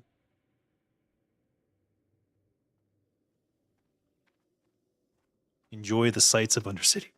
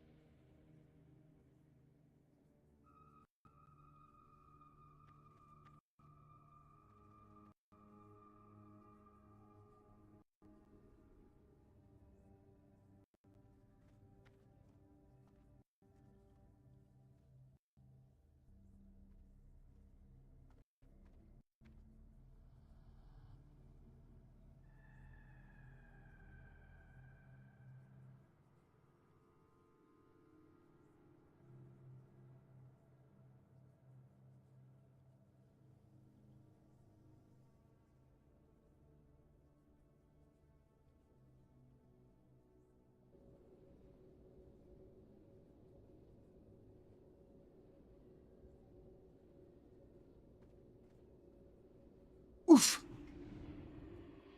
I have returned. Where was I? Right. I do want to do Dragon Ball, but we need to turn these in. Okay. Oh, that was in Brill? Farinell is inside here, though. All right, back to the Apothecarium. And then we'll have to get to Brill. Brill is the city just outside, though, isn't it? Whoops. Yeah.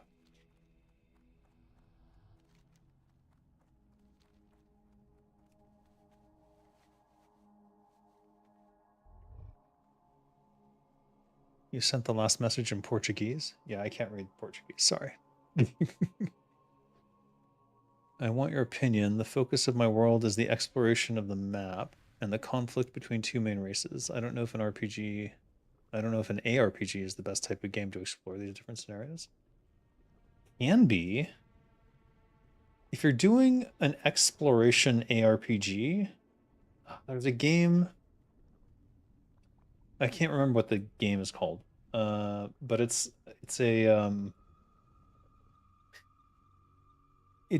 ARPG like in that it's a top-down perspective, but it's stark top-down, and it uses light and shadow very well.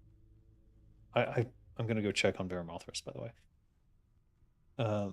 So you have like a cone of vision in front of your character, and so you have to kind of look around. It's a horror game though, so I don't know if that exactly gets what you want. I knew it. There's Lady Sylvanas, and she has a quest for me. No, she doesn't. It's Gray. All right, I promised I'd let you lick her boots, but so let's. There you go. We'll zoom in. We are the Forsaken. We will slaughter anyone who stands in our way. I have no time for games. What are we if not slaves to this torment? I have no time for games. What joy You might want to consider Gemini 3.1 Pro. What the? Are you suggesting AI crap? Come on. What I like about Diablo 2 is that we never had a chance to hear Diablo's point. All we hear is accusatorial speeches from everyone, but no chance for defense. I mean, Diablo was in the right. He needed the town of Tristram to survive, you know? So what if he tortured a few people? There you go. Even the history is completely fragmented. I have the races well established, the arts for the cities, the biomes of the map of the whole planet. Yeah, that's good. Well, you don't need the entire history. You just need the most important points of the history, like the things that actually changed things in the world for in one direction or the other. Pivotal moments, I would suppose you would say. I did a whole world IP generation live. I had a starting premise that I was working from, given to me by someone. But if you look for my video about, I think it's called Soulcraft. Yeah, Soulcraft. I did a whole video on generating that IP. 3,300. I'll take it. I can highlight you so you don't miss my stupid questions. What the hell is this model? Is this not what I expected? She is not my queen. I don't know what to tell you. Sylvanas is they did the best they could with what they have. I don't know. I think that's the original. Actually, no, I think it's a high elf model that they had. But if you go and look in WoW Classic or Vanilla, it's basically even worse than that. At least in this one, they put her in some black armor, some black leather skivvies. What is it?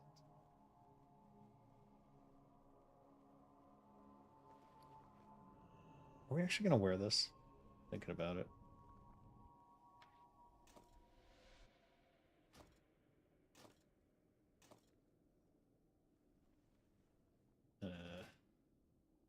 No. Mm.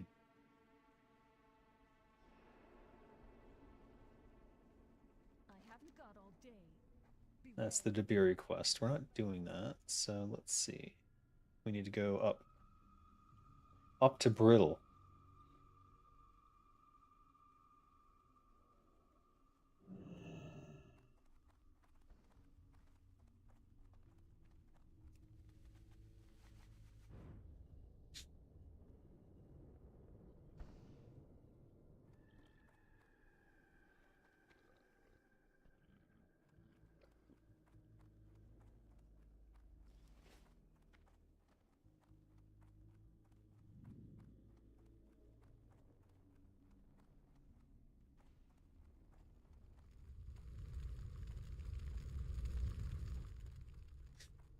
Sylvanas was the High Elf Ranger General of Qualthalas, so her model here is way closer to what it's supposed to be. Indeed.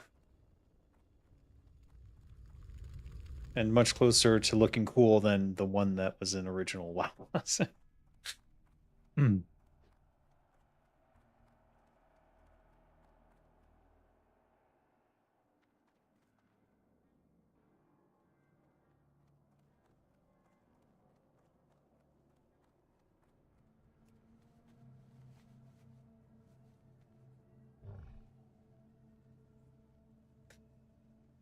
Back in vanilla, they used the Night Elf model. Preposterous. Indeed.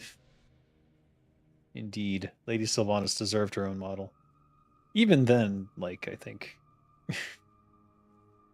I don't think that they knew what an important character she was from TFT.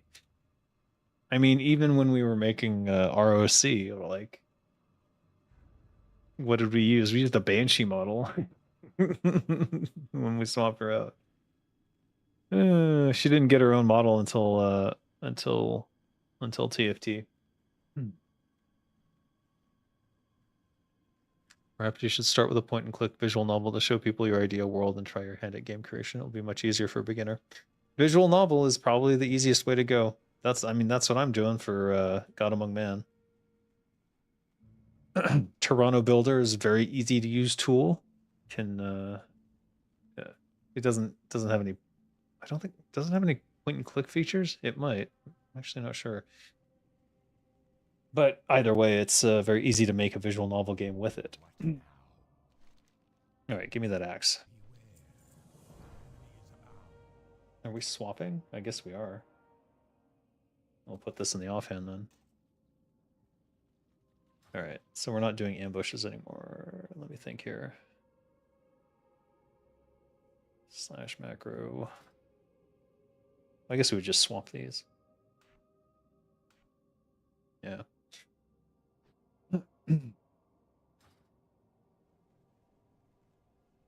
Shouldn't matter too much. It's just that we lose the attack speed. Oh, the schematics hold. That's good. All right.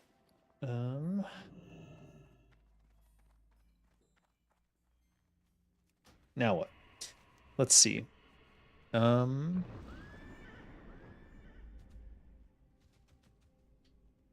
orange or red except for this. Oh, for fuck's sake. Am I really going to go all the way back to Dead Mines? God, I just might. These are Thousand Needles quests. We could go there.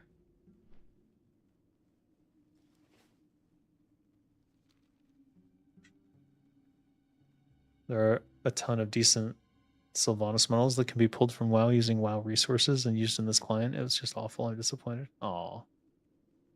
Don't feel bad.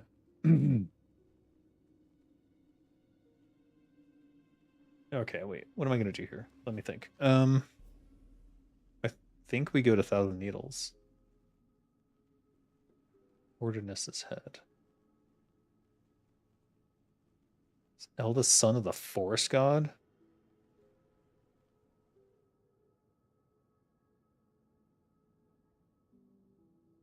At the top of a great tree in Ashenvale Forest. Yeah, that sounds interesting. Hmm.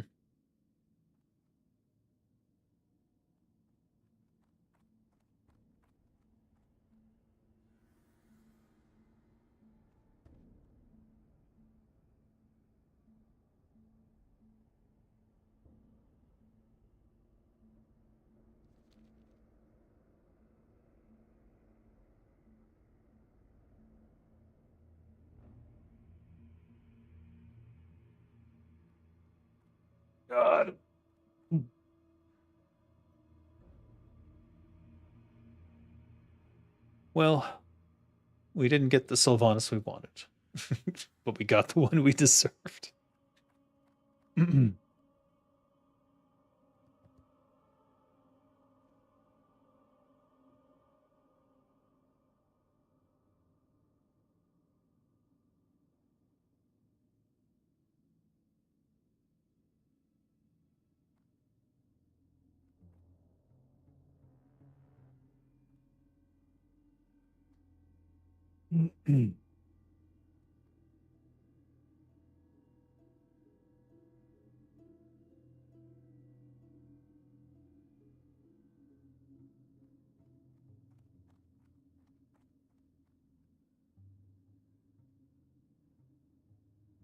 My guild chat is a little out of control. I'm not sure what to do about that.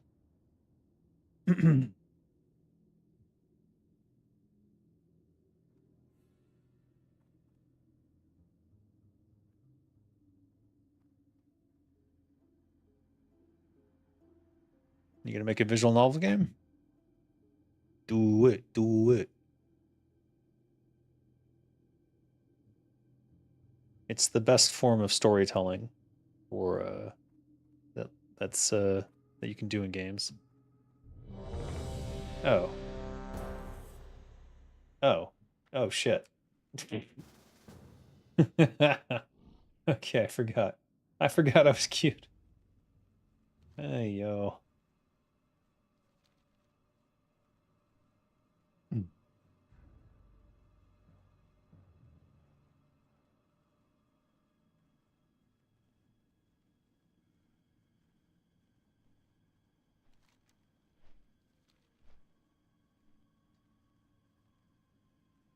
I said in the last live that this started with me frustrated with the state that WoW's lore is in. I've been sleeping and waking up with ideas for this world, many ideas, and for me they all seem good. Well, I mean, yeah. They might be good, but execution matters a lot.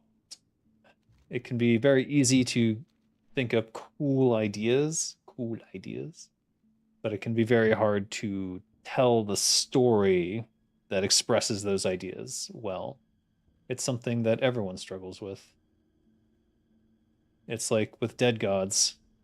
I was in a bit of a rush to get the presentation together, and as a result, I didn't set up the story of the world well enough that people could see themselves enjoying certain aspects of it. And that's my fault. So I have to fix that before I present again.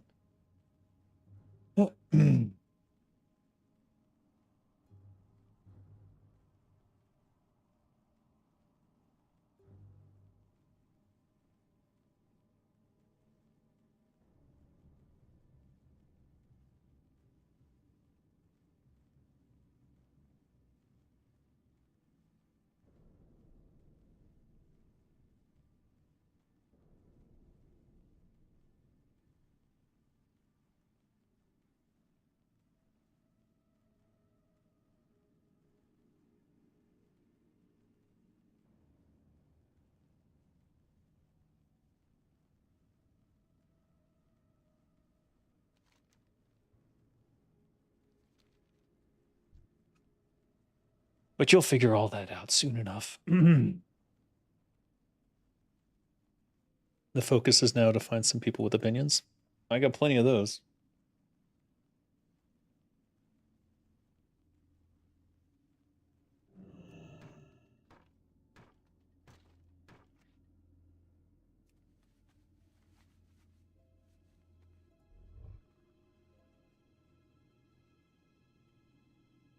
Where is everyone?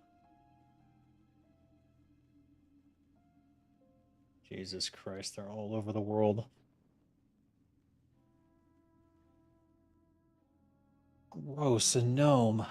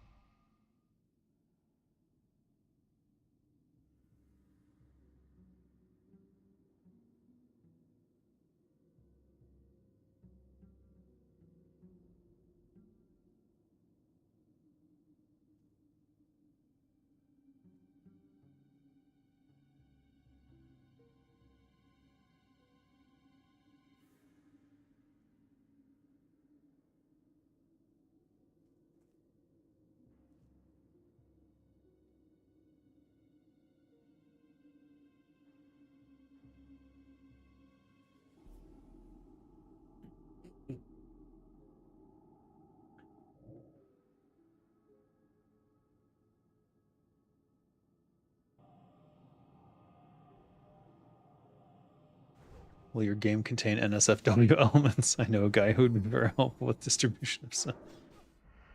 Interesting.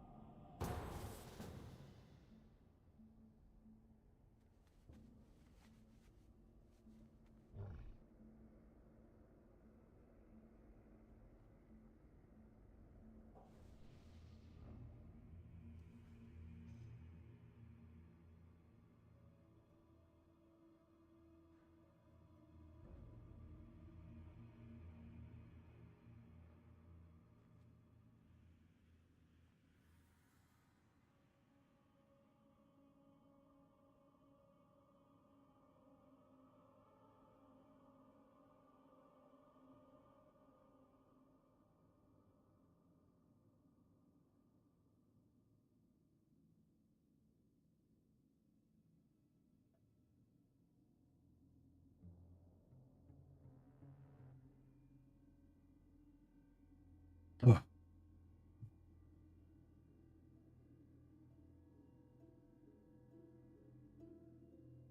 this guild chat is out of control. Holy shit. I don't know what to do about it.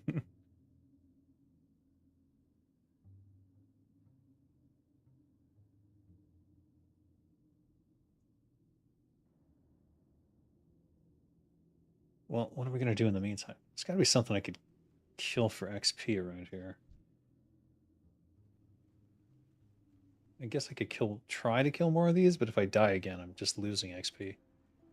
It was fine when it was for the quest. I think overall I lost XP doing that, though.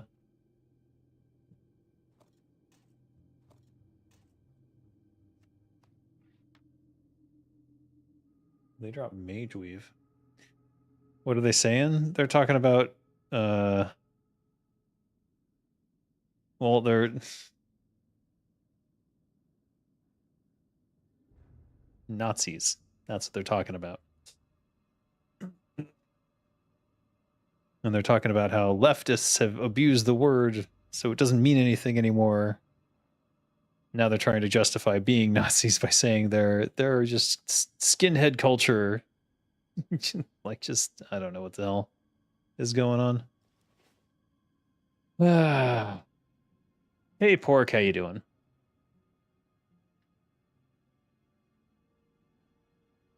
Maybe it's time for another beer.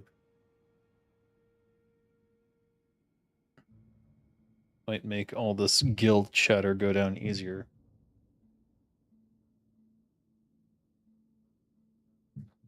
Oof.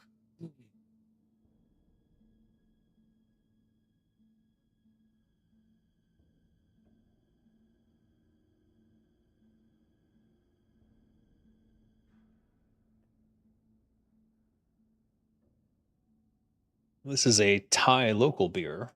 Also an IPA, though. 6.2% ABV.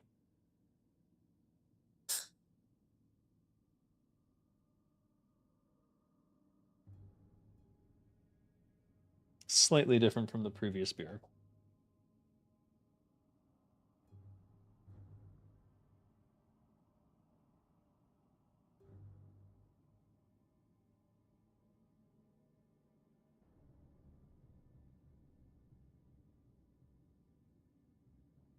You guess cockroaches have their culture too. Indeed, they do. I just don't want them in my guild. My guild.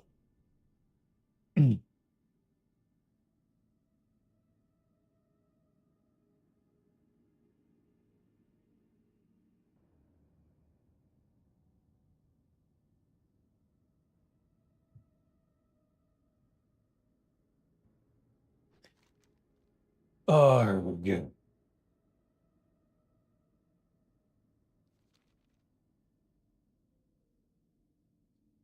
Maybe it's time for another beer and another. Now I'm going to tell you about Warcraft 3. Sorry, I know this is dumb, but I can't resist. I mean, I've already told everything there is to say about Warcraft 3. There's really not much else I can talk about.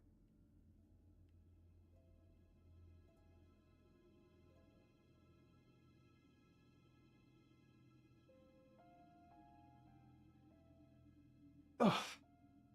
But now I'm getting the munchies, and even though I had all that pizza, I still kind of want to eat one of these nutty chocolate protein bars, which is a terrible idea, but I'm still going to do it.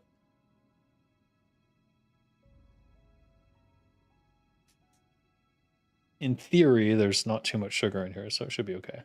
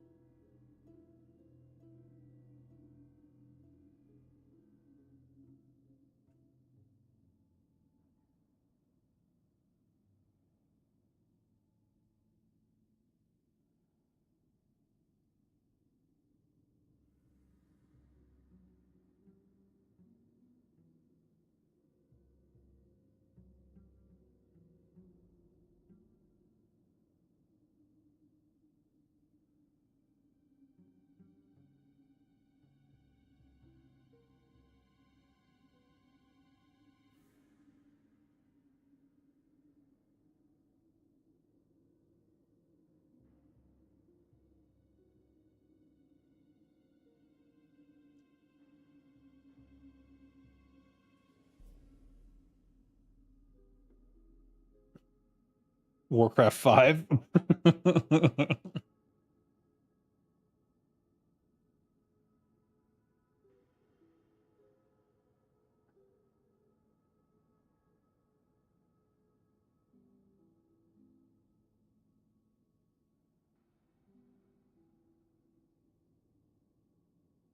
Ugh. I wish there was something to say about Warcraft. There's rumors that there's some sort of Warcraft RTS in the works, but the fact of the matter is, if it's called Chronicles, it's probably something in Warcraft 3 Reforged.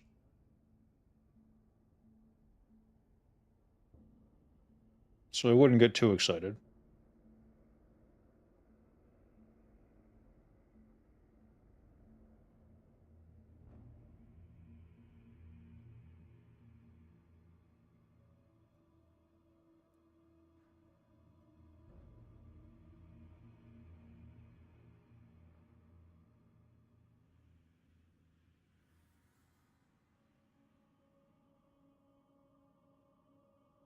You lived in the US before immigrating to Thailand. Aside from minor drawbacks like the cost of healthcare and the political system, what do you think of it?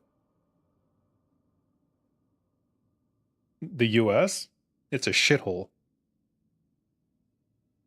You always thought it was the best country in the world and it was so cool to live there? No, it sucked. Well, okay, look. When you're a kid and you don't have any responsibilities, America's great because you do have a lot of freedom. You can go anywhere. You get a car very early on, assuming you come from like a middle class household. But the thing is, and what I watched happen over my lifetime while I was there, was that the middle class was dropping off thanks to the Reagan era Reaganomics. So the middle class was in decline, and so everyone was getting poorer and poorer and poorer because wages were not increasing with profit margins anymore because corporations were usurping all that wealth and shoveling it into CEOs and executives. Um, yeah, and then you get all those scams and stuff to make money. So we had the housing collapse, which was largely caused by the banks allowing ridiculous mortgages, zero down mortgages, and stupid shit like that because they're allowed to gamble, but no one else is. And we pay quite a bit in taxes, and yet we don't get health care. We don't get any sort of social services unless you're so poor that you wouldn't even be paying taxes anymore.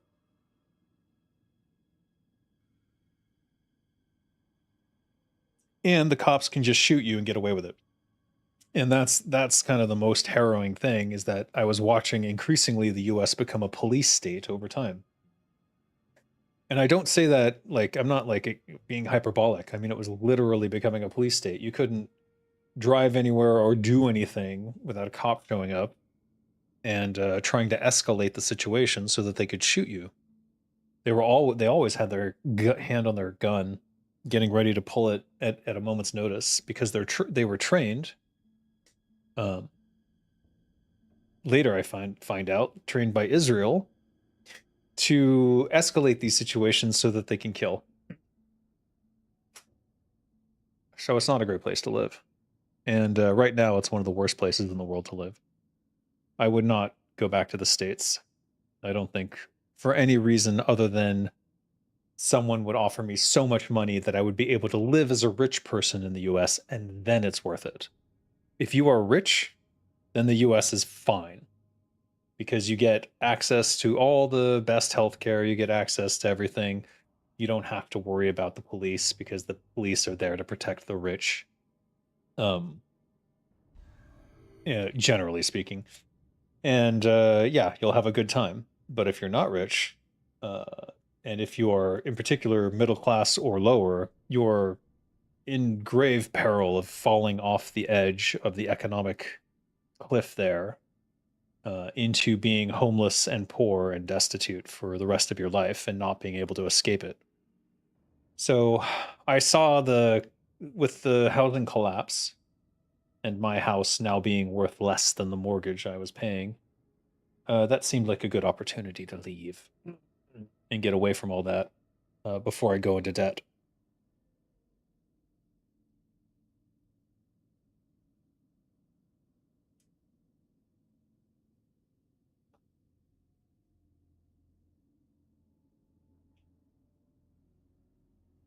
And it's the model for countries in Eastern Europe. Well, I mean, 1950s America, economically speaking, is a good model. But back then, wages went up with profits. GDP goes up, wages go up. 1980s is when the problem started with Reagan. Reagan helped disconnect that, allowed corporations to make more profits and then feed those profits to the CEOs. And now it's even worse because they've allowed stock buybacks and other things to occur again. In other words, they've turned capitalism once again into an engine that lets the rich get richer and the poor get poorer. It is a wealth consolidation engine. If you have a lot of money, you make a lot of money. If you don't have a lot of money, you lose it.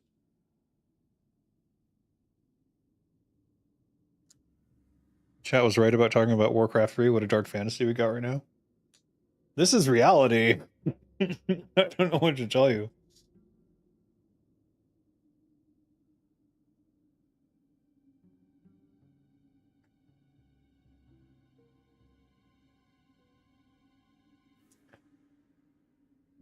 Oh, I need a GM over here. What these idiots don't seem to understand is that all of the chat is recorded to the Discord for the guild, and then I can pick out their Nazi statements and report them directly. Where is Hydra?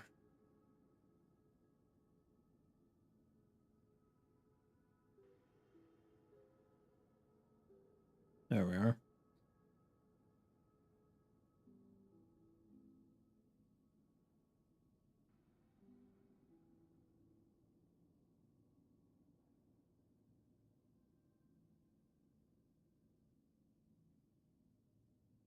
Mm.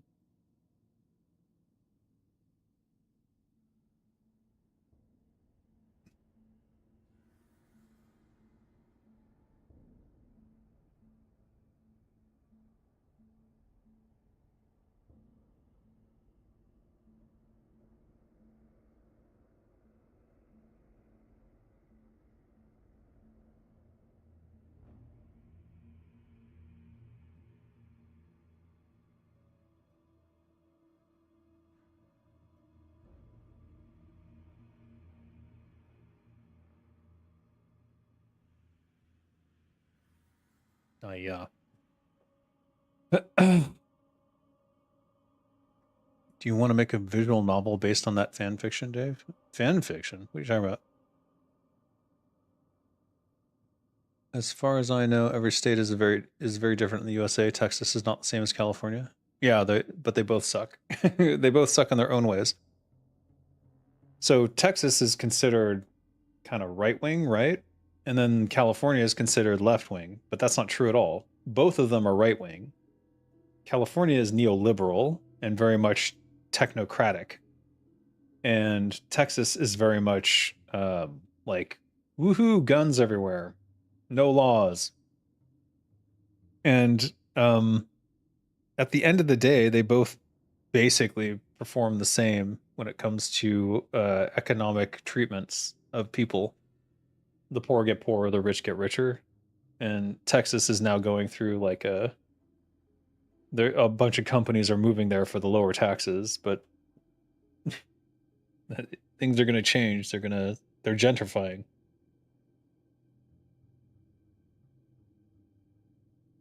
We'll see what happens. For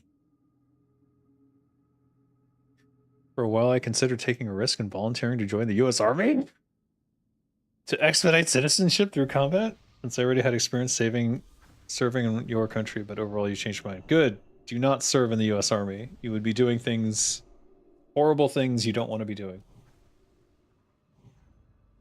Not even 1950s US sounds appealing to me. I mean, it's not appealing in terms of like the cultural aspects and things like that. I'm just saying in terms of the economic aspects, it was way better at that time.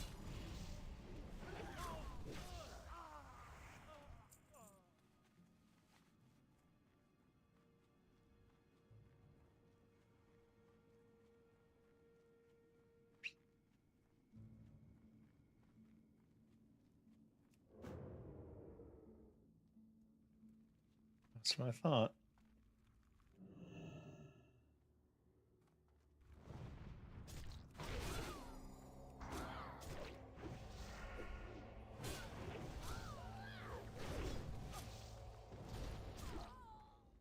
Oh, I don't have axe skill. Oh, this will be painful for a little bit. Let's get some poisons up.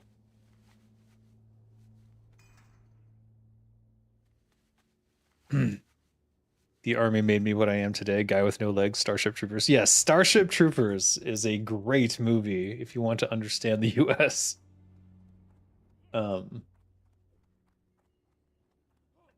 it's the perfect representation of the militarism and the psychopathy of the whole system.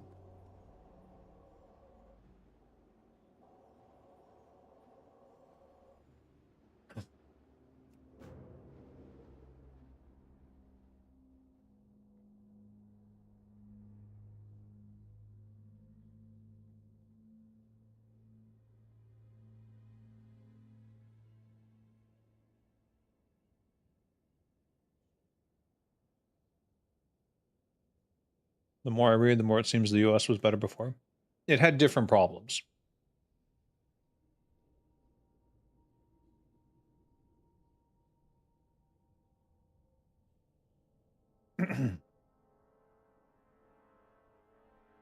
But economically, after the Great Depression, when Roosevelt did the New Deal, did they all leave?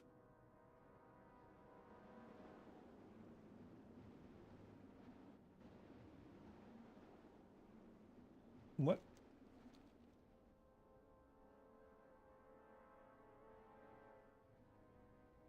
Uh,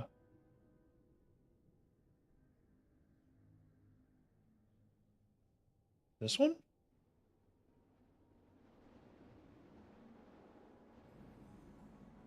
Yeah, this one.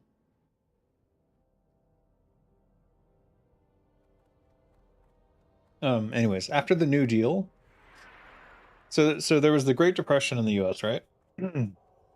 And life was shit. After Roosevelt's New Deal, where he basically gave the US an economic bill of rights, and that's when we got Social Security and we got all sorts of stuff, basically. That's when things improved dramatically. And from that era, all the way up to the 1980s, the middle class in the US boomed. And GDP was massively on the rise. And as a result, everyone could afford like a 2-story house and like 4 cars, and like it was crazy. After Reagan started instituting some changes that basically allowed corporations to perform what I would call wage theft, there was a big decline. But they were still riding high on the... I missed my stun. They were still riding high on all the middle-class wealth that had been generated. And as a result, no one noticed what Reagan had done until... No one noticed what Reagan had done until it was basically too late.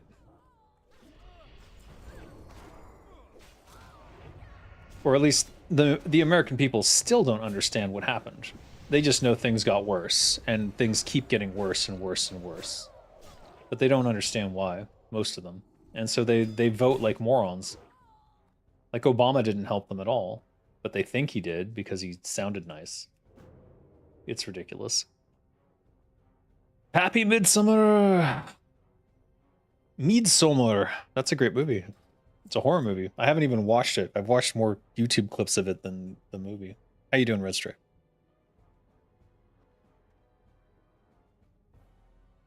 Your grandparents had a decent life under socialism? And then it was so bad the shortages reached 1945 levels, and then neoliberalism came, and some people got extremely rich, and most of us are in the shit. Yep, that's it. Neoliberalism. That's the killer, and that's the joke in America, because you have the right-wing conservatives in America, and then you have the right-wing neoliberals in America. And they both basically continue the engine of capitalism to make the rich richer and the poor poorer. Tell me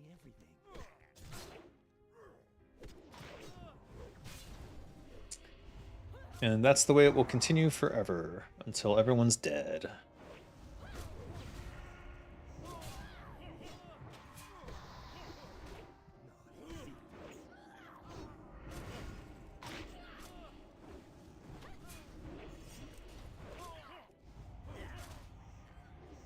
Uh-oh, people are dying.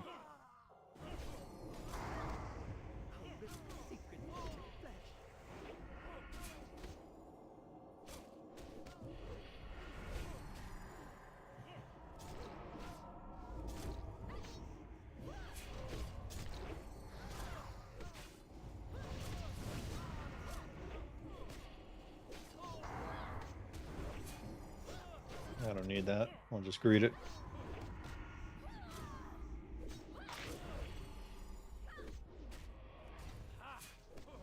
Alright. I'm a little drunk, so I'm not sure what the fuck happened here, but it doesn't look good.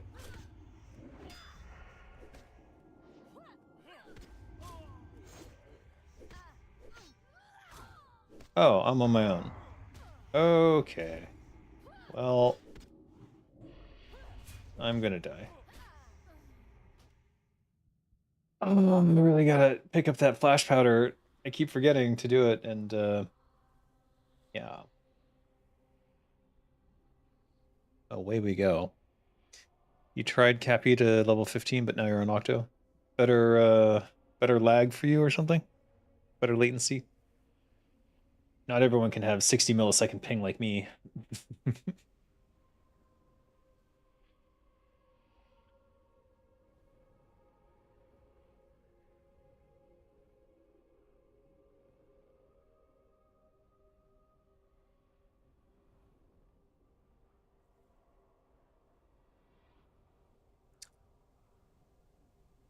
Understanding what's wrong and why it is wrong would be a good start in education. So here's the thing about the US as well.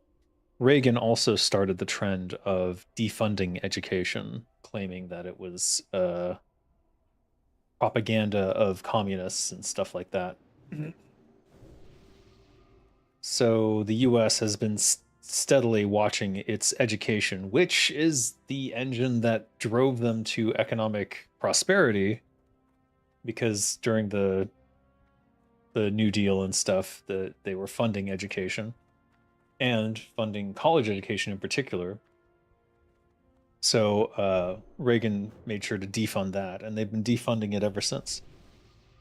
So Americans are getting dumber all the time, which is why like Thailand's not really well known for its education, but I think my kids are getting a better education here than they would be in the U.S.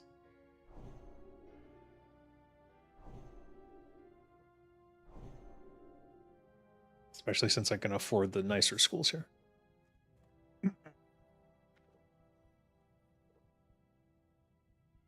You had 280 millisecond ping? Yeah, okay. I had 200 ping to Nordinar. I was still able to raid and stuff, but I think 280 might be a little too much. 200 was tough, especially when it spiked to the 260s.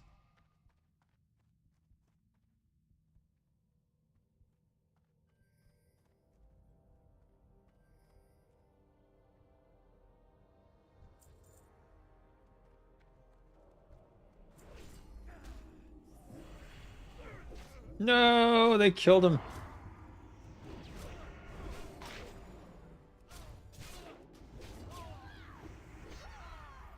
Ugh, so much for that quest.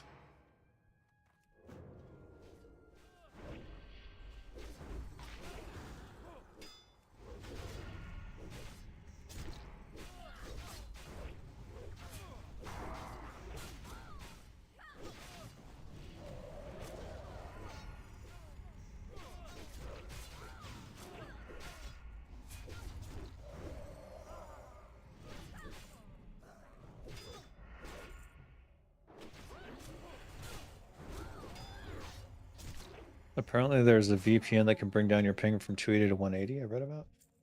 Yeah, I've heard that. I've heard there's like tunneling software, but I don't know. I mean, if you got 70 milliseconds on Octo, well, now I think it's probably close to your region then. You saw an interview with John Carpenter about his movie They Live. He said that it was a scream in the night about Reagan's policies and greed, if I remember. Yes, it was.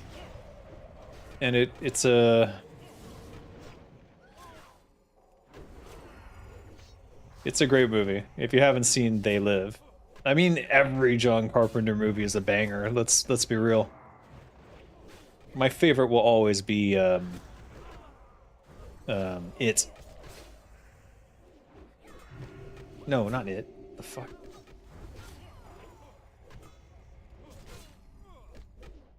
Shit.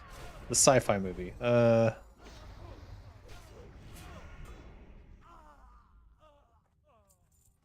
Crap. My brain's drawing a blank. I need to get the poster to put on my wall. The Thing, yes, The Thing, 1984. The Thing, 1984. It's not 1984. It was made in 1984, so I say that. Definitely my favorite sci-fi horror of all time.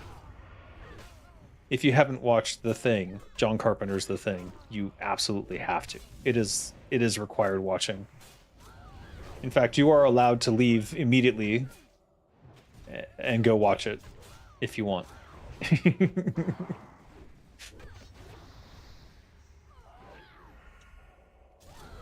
2001 is okay in its own way. It's a little more esoteric. It's a little more out there in terms of like, it can be difficult to get the right message from it. Whereas The Thing is just the perfect sci-fi horror.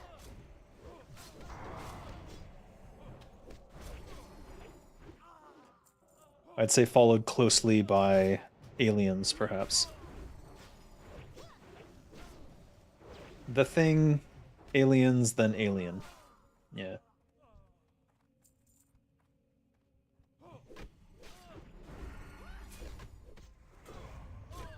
Where's my poison? Shh. Alright. Let's put poisons on.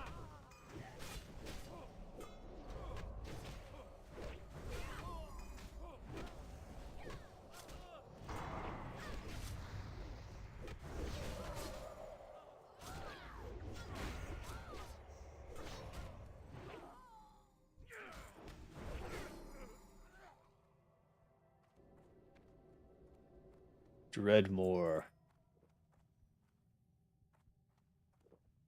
Can you believe critics trashed the thing when it was new? Couldn't believe it. Crazy. Yeah, no, I believe it.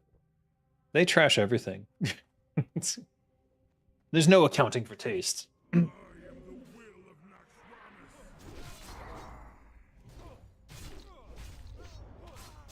guy has 10k hit points, but it's 15% of his hit points.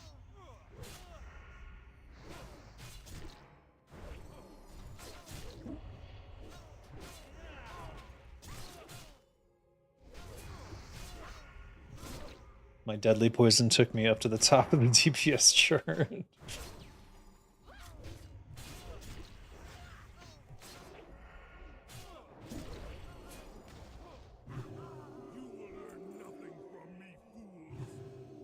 Nail. 1% of damage is returned as healing. Oh, that's pretty cool.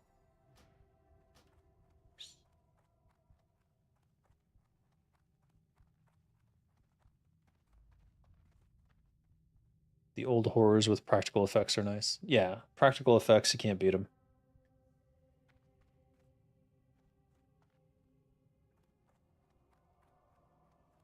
They hold up real well.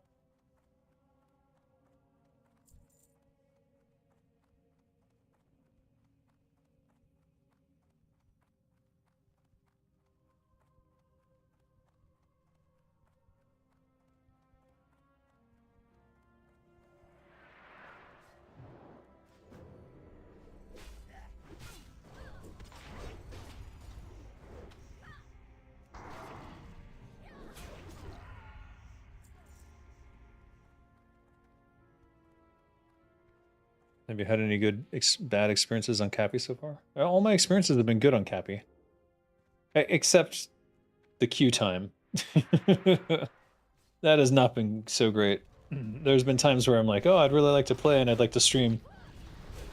And I can't because it's, there's a queue. Almost always on the weekends. I hit that queue.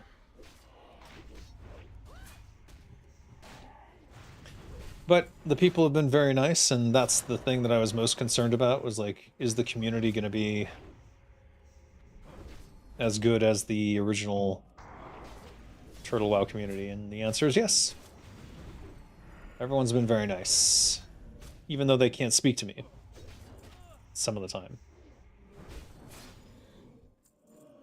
Everyone's been very kind. Which, I mean, that's really what the game is all about. It's that community.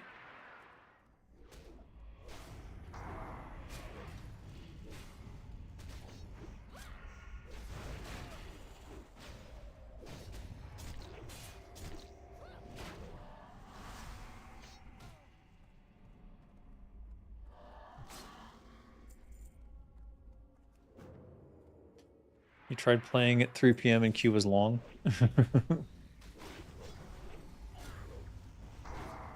6 p.m. EU, it's midnight, so China, then it was better. I see, yes. Yeah, right now it's around 1 a.m. China, I think. The thing about China is it's all one time zone. Which a lot of, like, people don't, some people don't understand how large China is. And the fact that it's one time zone from west to east is a little kind of, it's a little crazy. A little difficult to wrap your head around, especially if you lived in the US and you have 4 or 5 distinct time zones.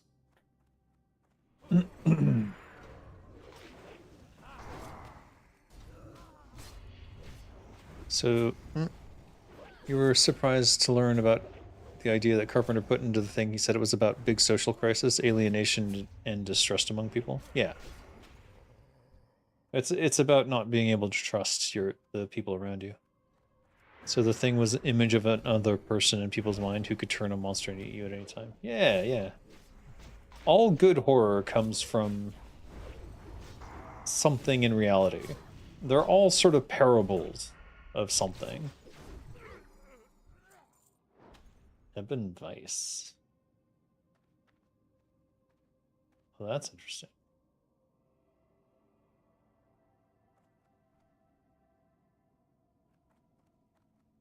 That's almost worth ruining my set. Almost. Damn, I would have loved to have won that. Oh well.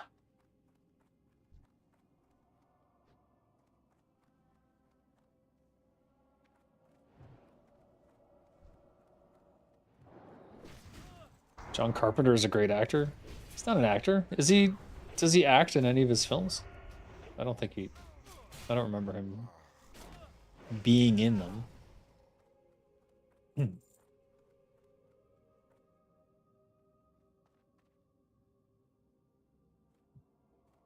China is huge. It is.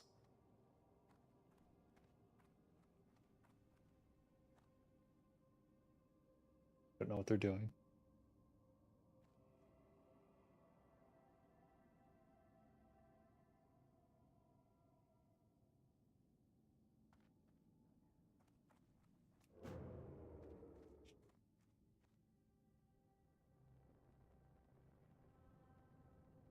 Okay, no. They seem confused. I don't know what they're doing.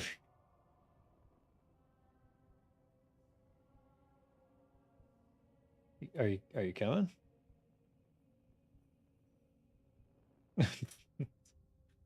I don't want to die.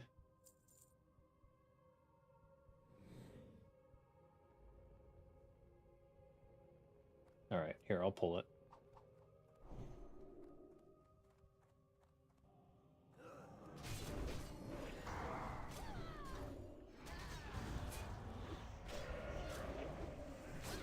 You been to China? Yeah, I lived there for three-ish years. Lived there in 2009 and roughly around like 2012, 13, somewhere around there. I had a great time.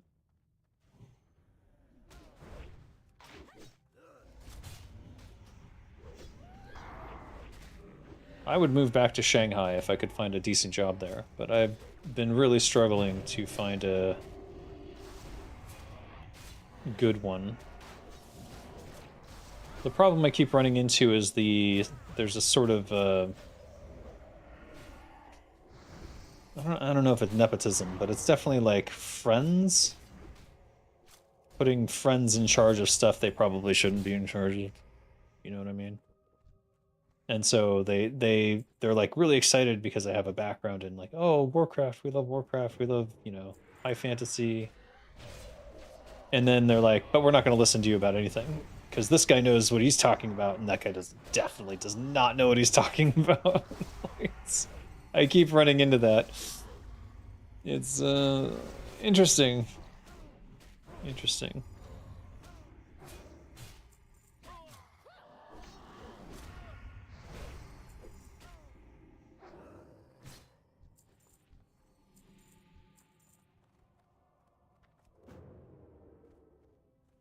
Uh-oh.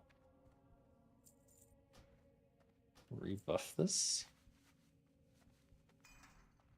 That's gonna be a problem.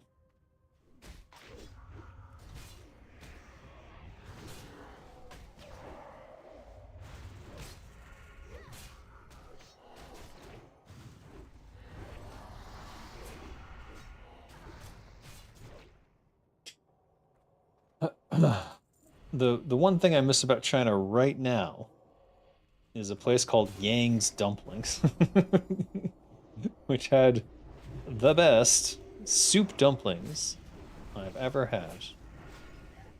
And now there's nowhere they do not have them in Thailand. Nobody has soup dumplings, not like these. It's very sad. It's like back when officers were officers because they came from the upper class. Yeah, it's something along those lines.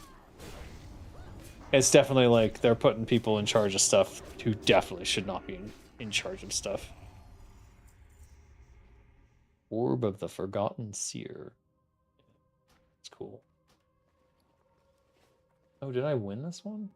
Oh, that's dope.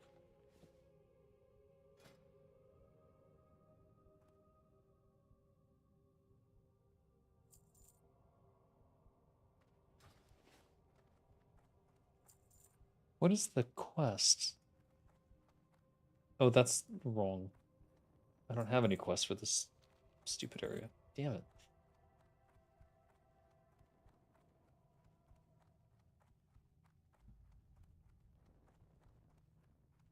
Or they want to run it again. Sure, why not? Get used to it.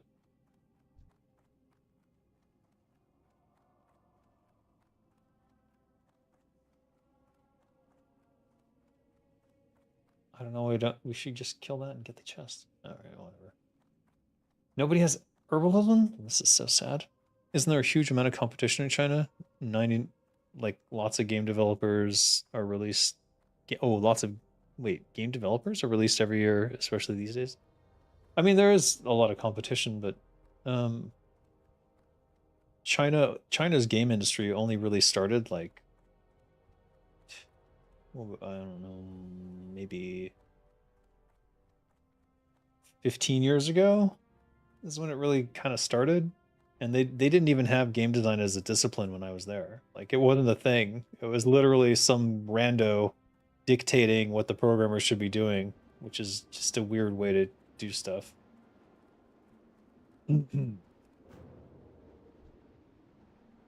um so yeah, one of the things I did when I was in China was I was trying to teach game design as a discipline, and it went okay. Like in India, competition is crazy, I heard. Yeah, but if you have 27 years of experience and you've got big titles like Warcraft in your background and stuff, it's not that hard. Or at the very least, people are quite interested to hear how they can abuse you. But they generally don't want to pay for that, so yeah.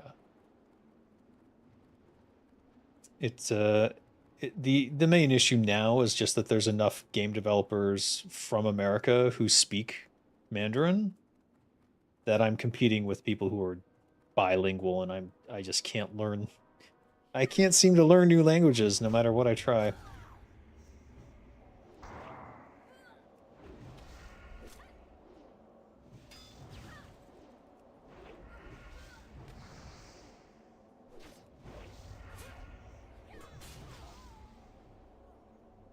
What are we doing?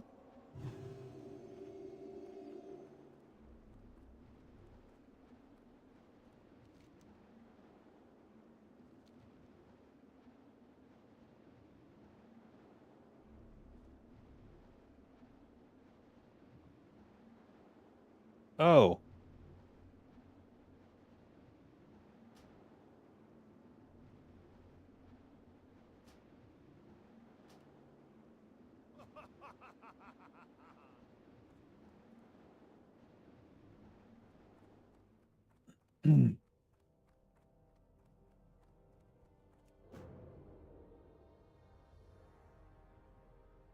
I didn't realize I was lead.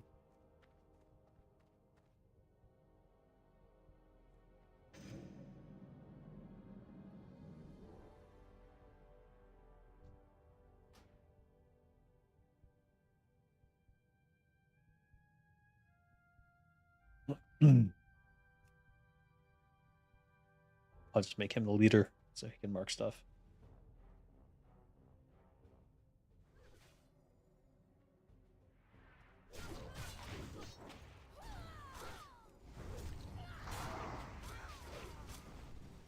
Have you tried the language apps? I've tried so many language apps. I'm all over those language apps.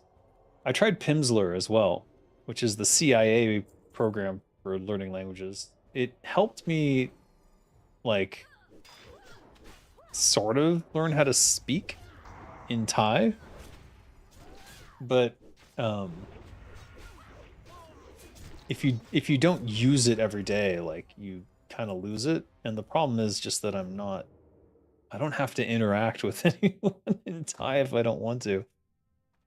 So I kind of have to force myself. And like I don't go anywhere or do anything. I stay at home and I'm online like 90% of the time, so it's just difficult. Too much of an introvert, maybe, to learn a new language, I suppose.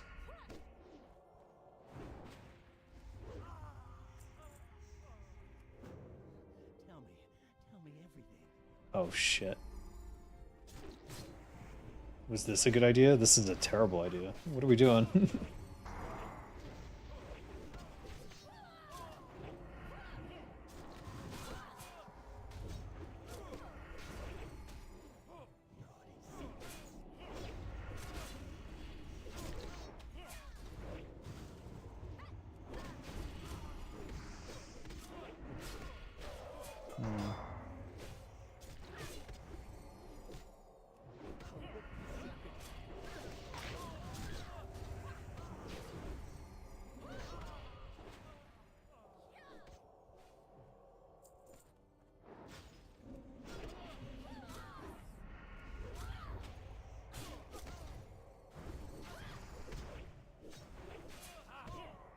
Oh, it's got intellect on it. I can't justify that.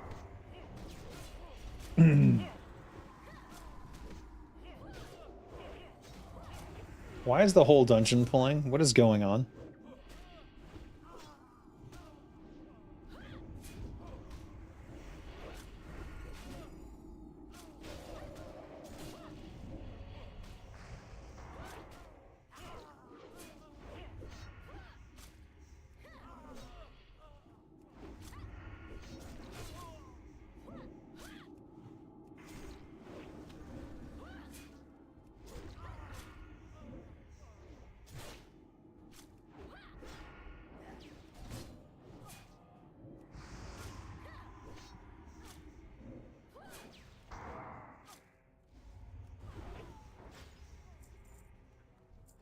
Okay, that was chaos.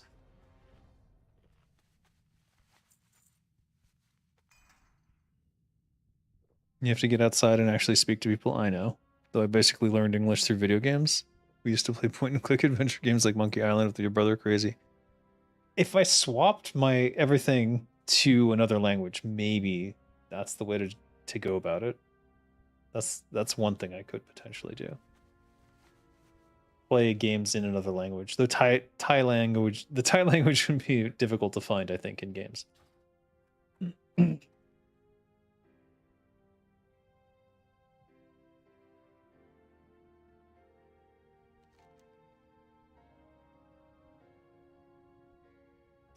Only 3 bosses in here. Got to find Thai video games to play. Well, they didn't even have a game industry until like 5 years ago.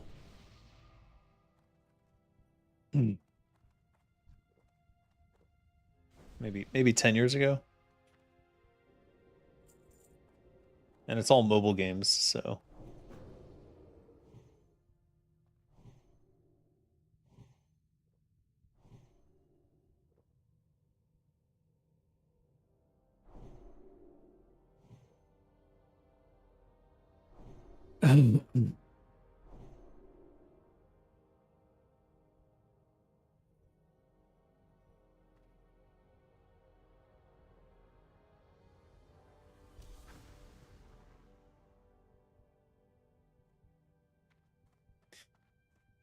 The chat is so the guild chat is so racist. I don't even know what to do. I'm trying to get the attention of the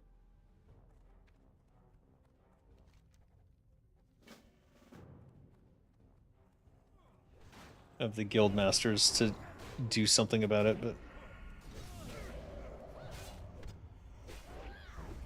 takes them some time.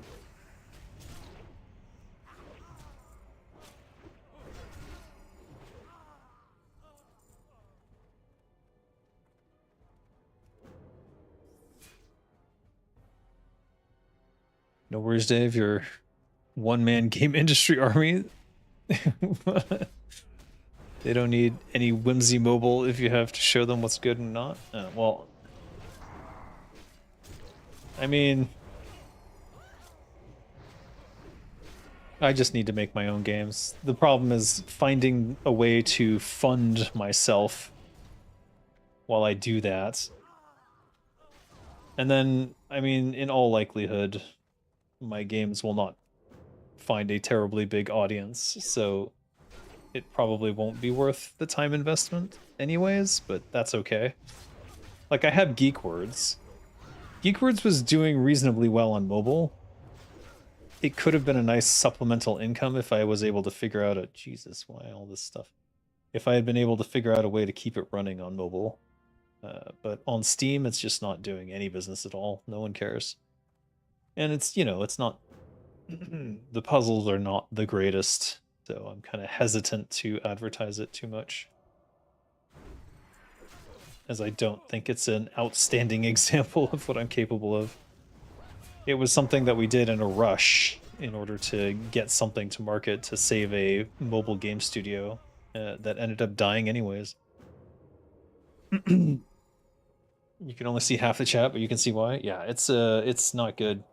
It's really not good. The guild chat is out of control. I've alerted the guild leaders on the Discord server, because the Discord server records all the in-game chat. They have some sort of bot set up for that. And so I can link them to, like, particularly racist things that are being said and hope that they do something about it later. I am not in Zugzug, I am in Hydra. And unfortunately, there are people who are joining Hydra who are saying hail the wrong way. I'll leave that to your imagination, but I think you already know what I mean.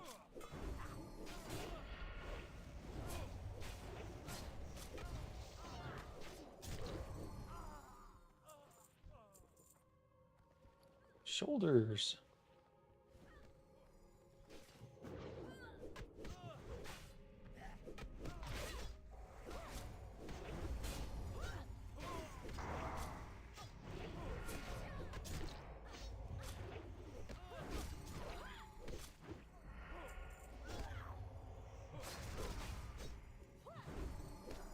They said something about the Balkans. I would like to know what it was. Nothing good. I would have to scroll up for that.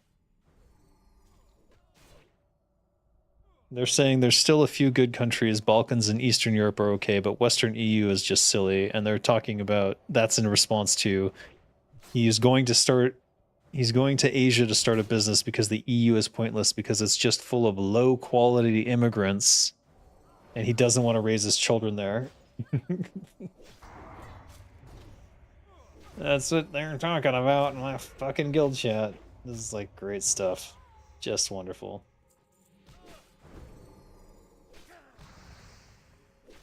Some of the private server chat can be quite obnoxious. Yeah. It very much so.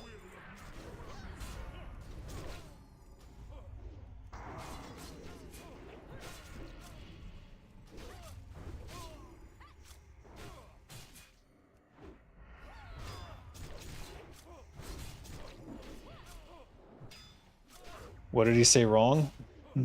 The idea that any country is full of, quote, low quality immigrants is just, you know what they're trying to say. I will say America has one low quality immigrant, and that's Elon Musk. 8 strength, 2 agility. Oh wait, I need that.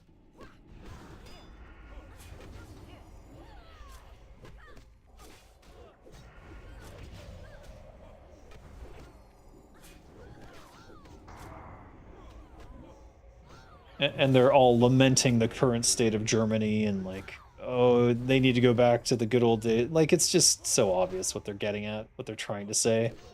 With the issue they're skirting around, so to speak. Yeah, they're just pieces of shit.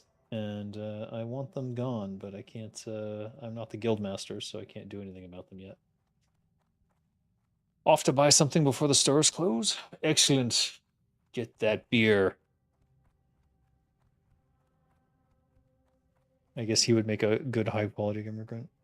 I like to think I'm a high-quality immigrant in Thailand. At the very least, I don't cause problems like I see a lot of these low-quality immigrants from the UK cause. Like, Jesus Christ. Some of the worst pieces of shit have come from the UK here.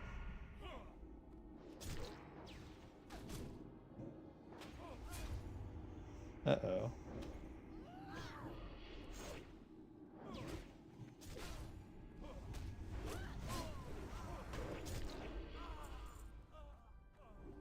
Woof. Would have been bad.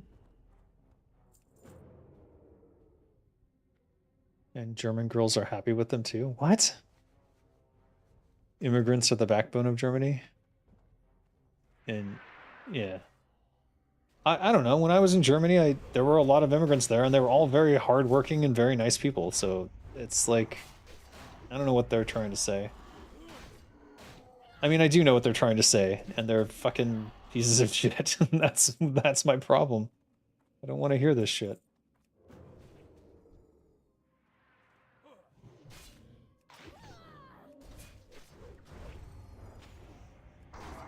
Oops. Oh, I should have saved for my kick. Oh well. Someone got it.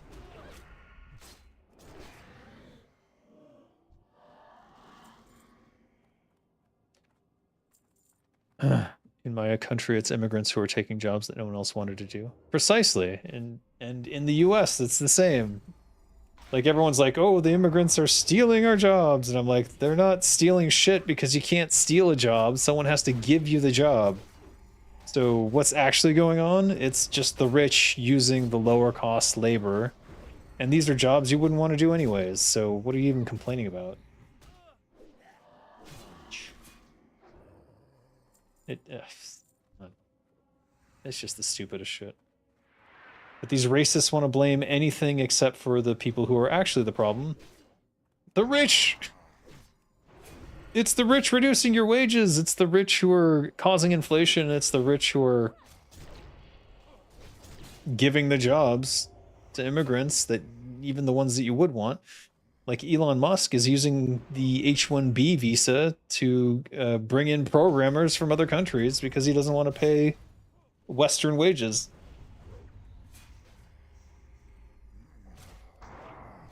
And Elon Musk himself was an illegal immigrant when he first came to the States and started his first business, Zip2.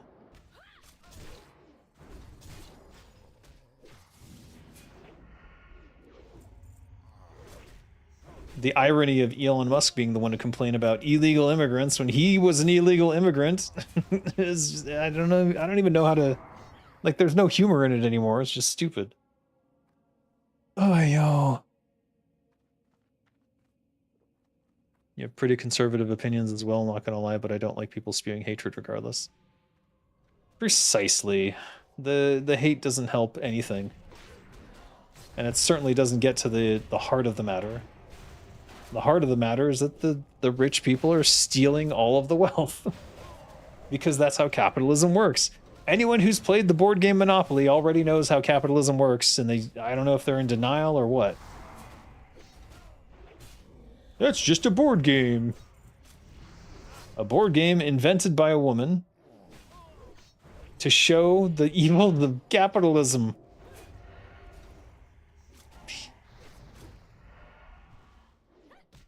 Elon Musk is great. I mean, if you like illegal immigrants who abuse the tax-paying system to get billions of dollars in subsidies for their companies that they bought from other people and then claim to be the founder of when he actually isn't. Sure. So great. What a great dude. You hated that game? Oh, Monopoly? Well, I mean, the thing about Monopoly is that it's not even an accurate version of capitalism because you all start on an equal footing. To be an accurate version, you'd have to give one person a significant boost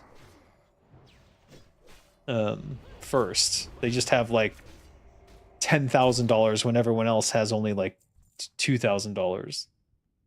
And in fact, actually, it would be something like one person has $10,000, a second person has like, a second and third person has like $2,000, and then the last, all the remaining people have like less than 1,000, if not zero.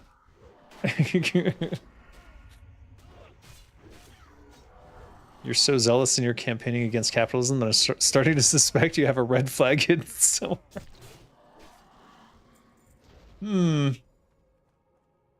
Indeed.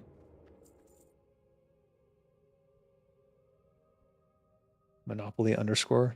Maybe throw dice to get starting cards chosen randomly. Well, I mean, that's the thing. Like, if we were to, I did a board game not too long ago that sort of like was supposed to demonstrate how finances worked, but I was hired to make the game, and they wanted to show how their cryptocurrency token was going to solve the problem. And so I created the board game mirroring real world economics, and it didn't solve any problems, and it in fact it just demonstrated how capitalism itself is pretty much a pyramid scheme, and that if you have significant amounts of wealth, you can gain even more significant amounts of wealth, and if you don't have wealth, you're fucked. So yeah, super fun, great game. It's a terrible board game, terrible fucking board game. I warned them too. I'm like, I know how this is gonna play out. Like, have you played Monopoly? Anyways, I still have that somewhere. I should probably dig that up. I think they went out of business, so it's probably safe to show.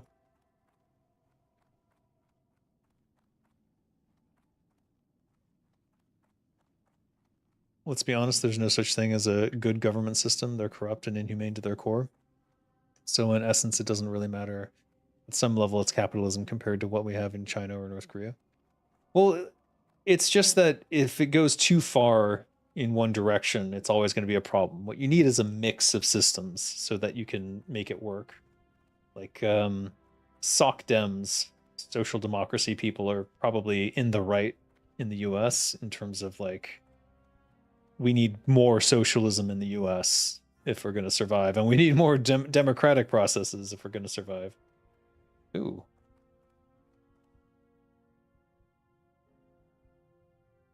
Oh, fuck. Would I have wanted that? 16.3. No, I guess not. It is a 1.5 dagger, though. What a great find in a chest.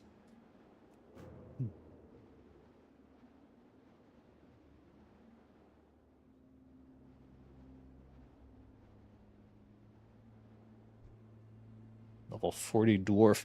All right, I gotta leap.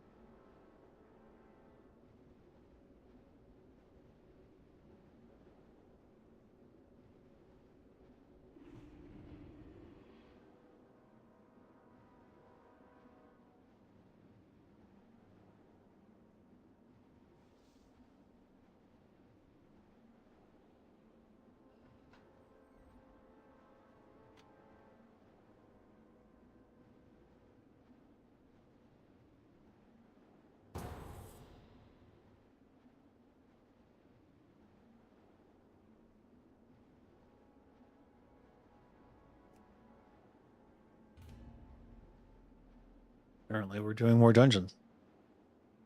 If Arthas was in the wrong, why didn't Jaina and Uther just stop him? Have you played Warcraft 3 recently?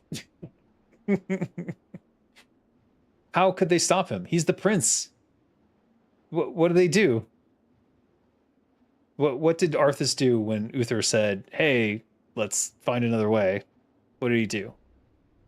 He accused him of treason and disbanded the paladins from service. What the fuck? How do you respond to that? What do you do? Tackle him to the ground? Then you definitely are treasonous. If Uther did anything to Arthas at that point, King Tyrannus would put him in jail. So, yeah. Uther did as much as he could in that given moment, and the only thing he really could do was inform King Tyrannus of what was going on. Arthas did nothing wrong. Oh, you're trying to trigger me. I know it. I know it. You played 22 years ago? Yeah. Play it again. Play just the opening cinematic of the Culling of Stratholme, and you'll see. You can look it up on my YouTube channel. In fact, I did a full playthrough, and you can see me play it. And yeah, there's no chance to respond or do anything. It's literally like there's got to be some other way, and then boom, you're guilty of treason, and the paladins are disbanded from service. And Jaina sees that and goes like, "What the fuck? Would you stick around for that? He's clearly insane."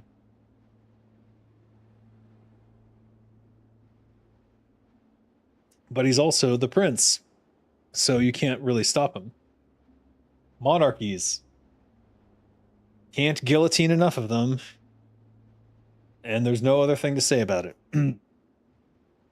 Were there other ways? Yeah, there was plenty of other ways. Number one, what would a sensible person do? Stop the grain. That's what a sensible person would do. You go, oh shit, the grain's already here, they're infected, let's go on to the next place. Because, as Uther already explained in a previous mission, every time one of our soldiers falls, they become one of them. Killing them doesn't stop that. They're undead. So killing your villagers, how does that prevent Mal'Ganis from turning them into undead and creating an army? It doesn't. But Arthas wasn't thinking straight, and apparently no one else was either, because they didn't think of that for some reason.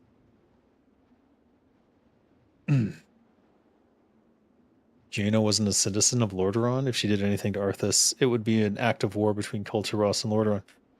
A great point. So she didn't really have a choice. Oh, I guess we're not doing this. Time to sneak away, as though nothing happened. All right, where are we going next? We could go to Deadmines. And we already have the lantern, though.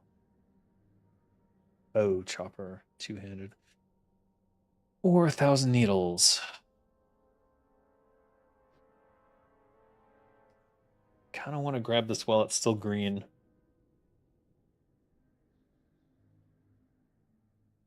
But it does require a complete Deadmines run through.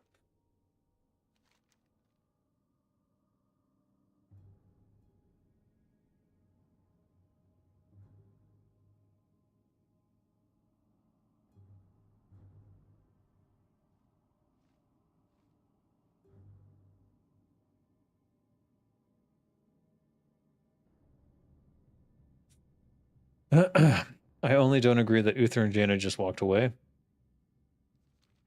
They didn't just walk away. Uther did the only option he had available to him was to go to King Tyrannus and tell him what's going on. What were they going to do? Tackle the prince? Put him in chains? It would have been a war immediately.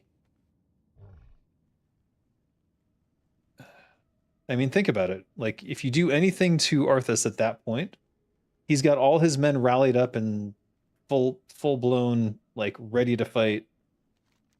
And then he's just disbanded the paladins from service and told Uther to fuck off.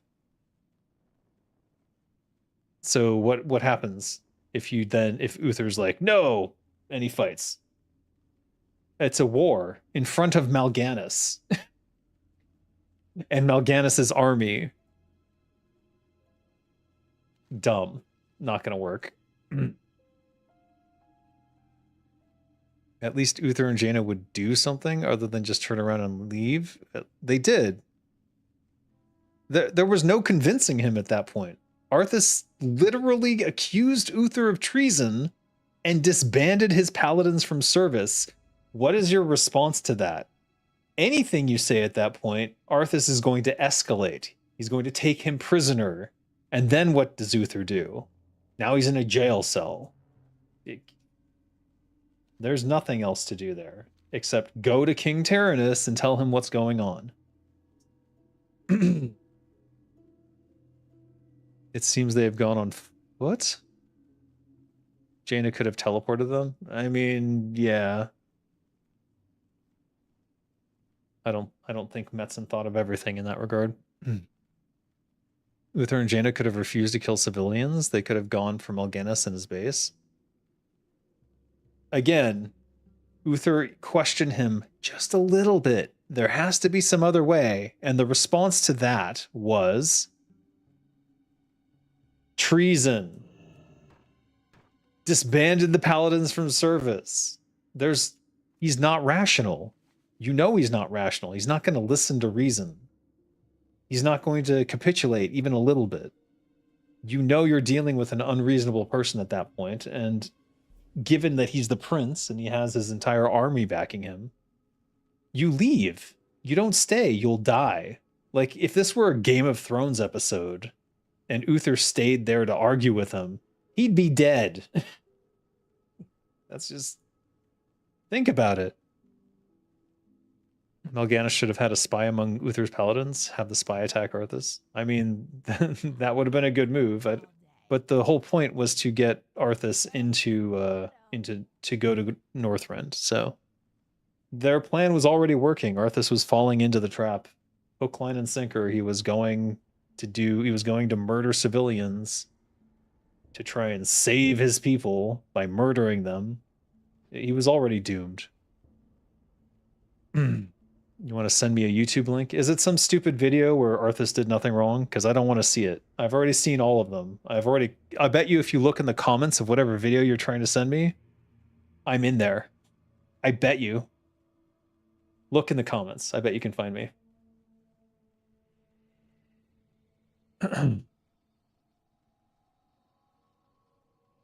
I have a video. It's called Arthas Did Nothing Wrong? ?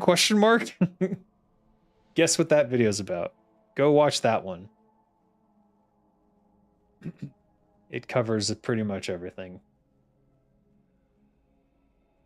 And if you go look in the comments of that one, at least once a month, some new idiot goes in there and says something stupid. It's impressive. You swear it's not? Well, I just post it in my Discord then, because that's... YouTube censors links, but my Discord does not. Flickering flames and kind of... Okay, those are going to be too hard to do, I think, but maybe this one? Blasted Lands, Eastern Plague... No, there's just no way. Burn. All right.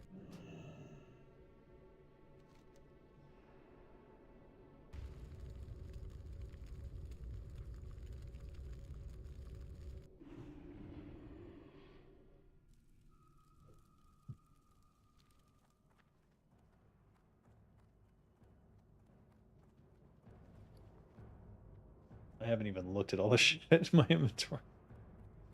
11 stamina, wow. Oh, these are way better. All right, we're losing 2 agility, but we're gaining a lot of strength and stamina, so that's great. Already got these. These will send. I can sell. I won this on a greed roll, huh? All right.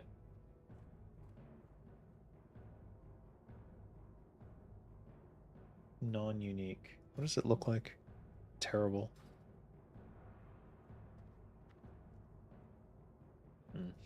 All right, let's send these away to Dolgra.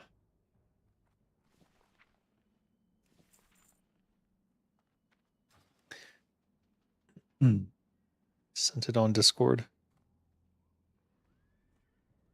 Wait.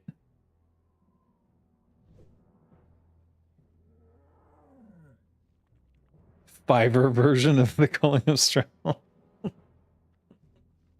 Oh dear God.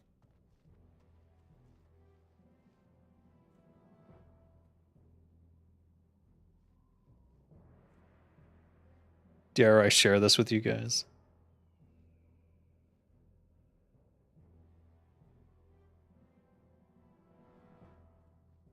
I'm always afraid of becoming a React YouTuber if I share too many videos. It's only 2 minutes.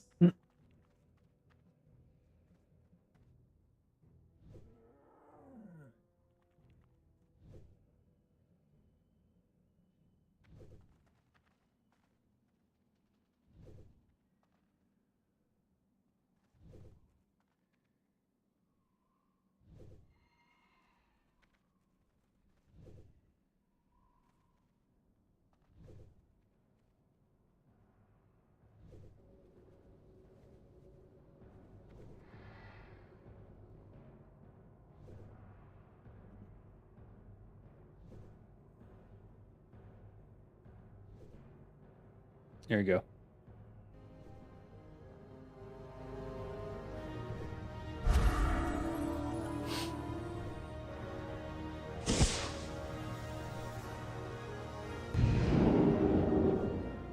Glad you could make it, Uther.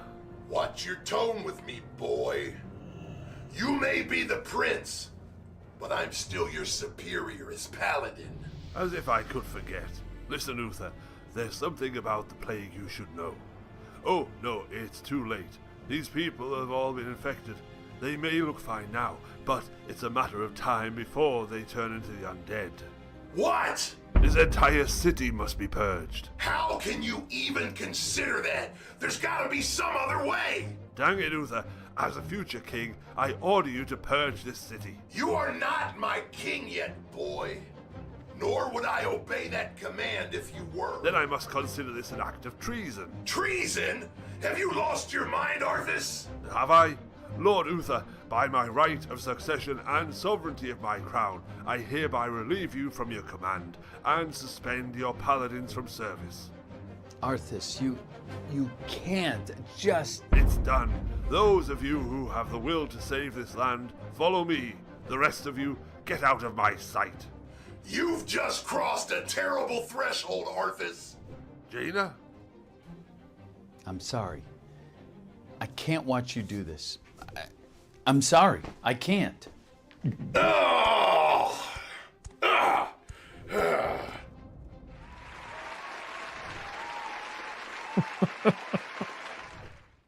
Yeah, that's the Fiverr version, all right. Wow.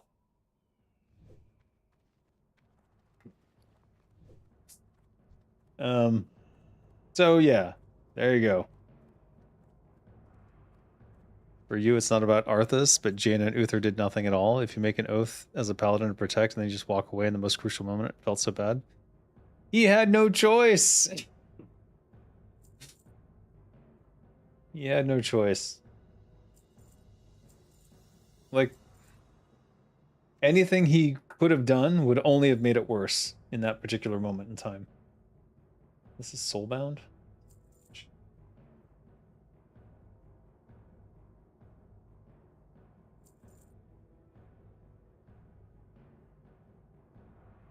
Oh, it's main hand.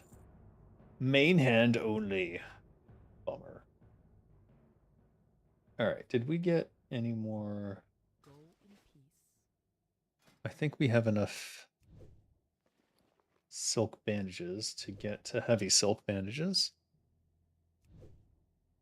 How do I feel about what?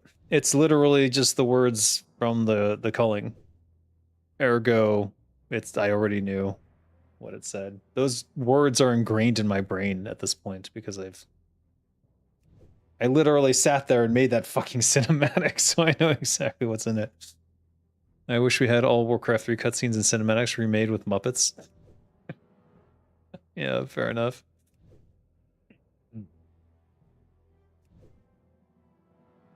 That would be interesting. I don't know. If Activision Blizzard did it, though, it would feel cheap. All right, now we got Heavy Silk. Ooh. We'll make some of these.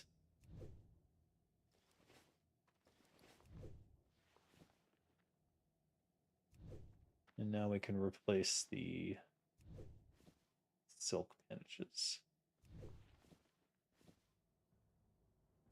What level are... Do these sell in the auction house? I wonder if they would. What do we need for the next one? 210. Good lord. That'll be taking up a spot in my inventory for a long time. There's a Christmas Story with Muppets, and it's pretty good. Oh.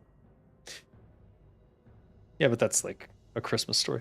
Now, the Muppets did a lot of fun stuff.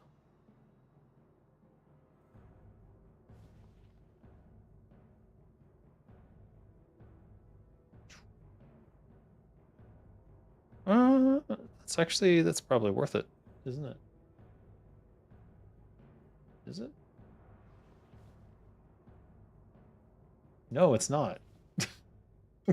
They're selling them for cheaper than the vendor buys them. What are they doing? Why would you do that? Oh my god. All right. Rip. We need to go to Desolus, I think.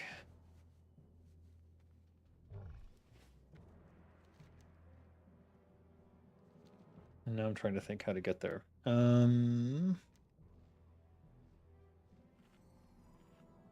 Stone Talon. Yeah. You did the new Alliance level 13 dungeon yesterday. It was so nice. It is nice dungeon, yeah. I ran through there with Zenrai towards the end, but obviously being level 60 and going in there is not the same as going in there at the appropriate level. So to some extent, his loyal soldiers are also to blame for this and his downfall. Incidentally, even better, that Jaina could have teleported herself and Arthas to the throne room of Lordaeron. I don't know that that would have necessarily helped anything, because he'd just lie to his father and say that that he was on the track to do something. Like, it doesn't necessarily resolve the way you might think it would.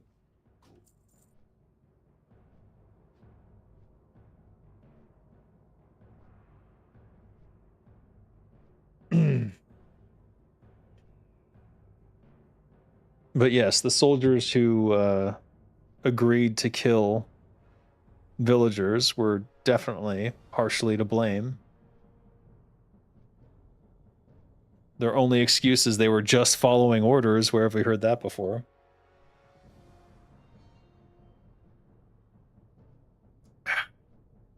Uther would have remained in command of the troops during the retreat, or she... Yeah, but that would require them to predict what he was going to say. They couldn't have predicted that, because it was out of nowhere. It's like out of the blue, like, I'm disbanding your paladins from service and I'm accusing you of treason. Like, that's just out of nowhere.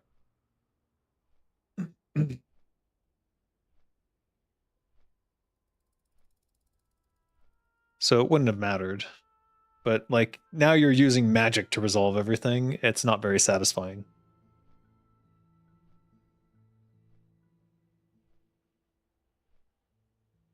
Because we can also say people who don't want to be teleported won't be teleported. You love Thunderbluff best city? A lot of people like Thunderbluff, yeah. Have I lost my mind, Uther? It's like you can resist magic if you don't want to teleport, you won't teleport. So Arthas would have resisted, and then he would have like attacked, and his soldiers would have attacked, and it would have been a war. Escalating there was not a good idea.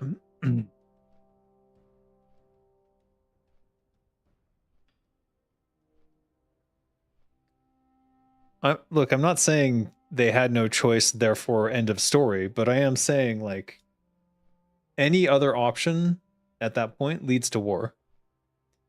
And you can go through like they should have done this, they should have done that, but in real life, you end up in a lot of situations where you don't think of every possible thing to do in that particular moment in time, and then you're like, "Oh, if only I'd done this, if only I had done that." You could say that that's that one of those situations where if only Uther had thought of this, if only Jaina had thought of that. But it doesn't matter. That's not what happened. What happened was Arthas went fucking cray cray and wanted to murder a bunch of civilians, and Uther was like, "What the fuck? Why you want to murder a bunch of civilians? That's not going to help anything." And Arthas was like, "Well, then you're a treasonous piece of shit. Get the fuck out of my face." That was his reaction. That's what happened. Cappy 10G of virus? 10 gigabyte of virus? I haven't gotten any viruses and I haven't downloaded anything. They haven't done a patch yet. So, and I'm using the original Turtle WoW client. So, no viruses for me. OctoWoW, I don't know. How can I send you a monumental text of the lore of my universe? Do you change any amount? Do I charge any amount to give an opinion on top of these things? I mean, if I'm going to be spending multiple hours on it, I might have to consider charging you something. When you say monumental amount of text, is it like, are we talking like 5 pages or are we talking like 100 pages? Like, there's a big difference there. 24 years later, and you and people still talk about that mission. You should feel fulfilled. I do. I mean, I'm proud of my work on the Culling of Stratholme. I wish that I could have kept some of the more dark components of it that were originally there, and they made me remove. But you know, at that time, you don't know that how deeply that's going to impact people's view of the mission. Yes. And kind of ruin it, I suppose. Stay the course.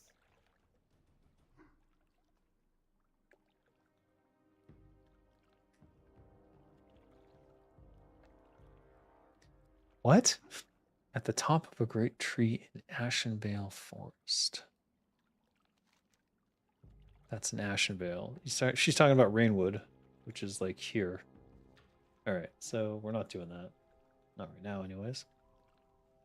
Less than 50 pages? Okay, well, that's still quite a lot. I don't know.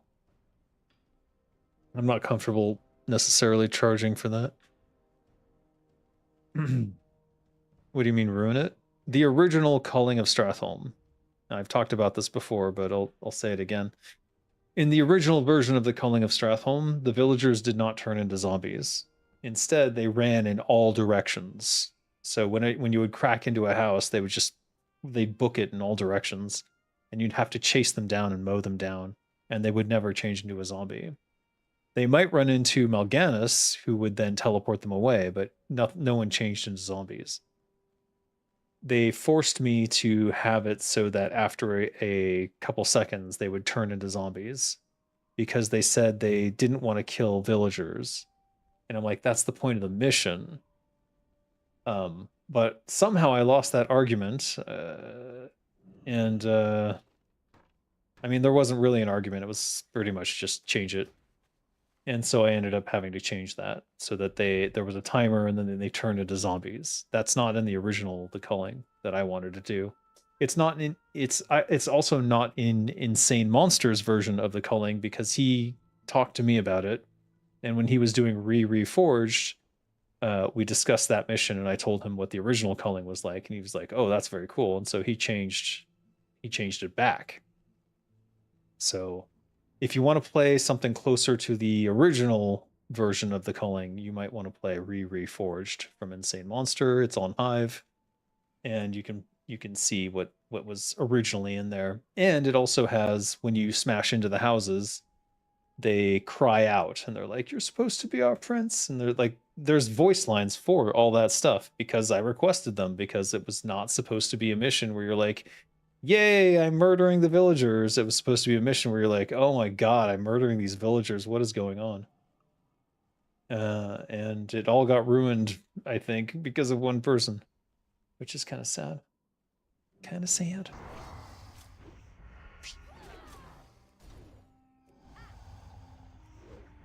Have you seen a leaked Arthas ARPG? Could it possibly be real? My impression from that is that they're gonna release Arthas into Diablo 4. That's what I'm thinking that is. I could be wrong. Maybe it's something else, but who knows? But an Arthas ARPG by itself doesn't make much sense, but as a skin for Diablo does make sense. That makes money and is cheap. So, not to rain on anyone's parade about a Arthas ARPG, but I don't think that's what it's really meant. For me, there would be no problem in being charged. It's time being spent. If a few days I manage to reach 100 pages, I would only need to know how much to pay.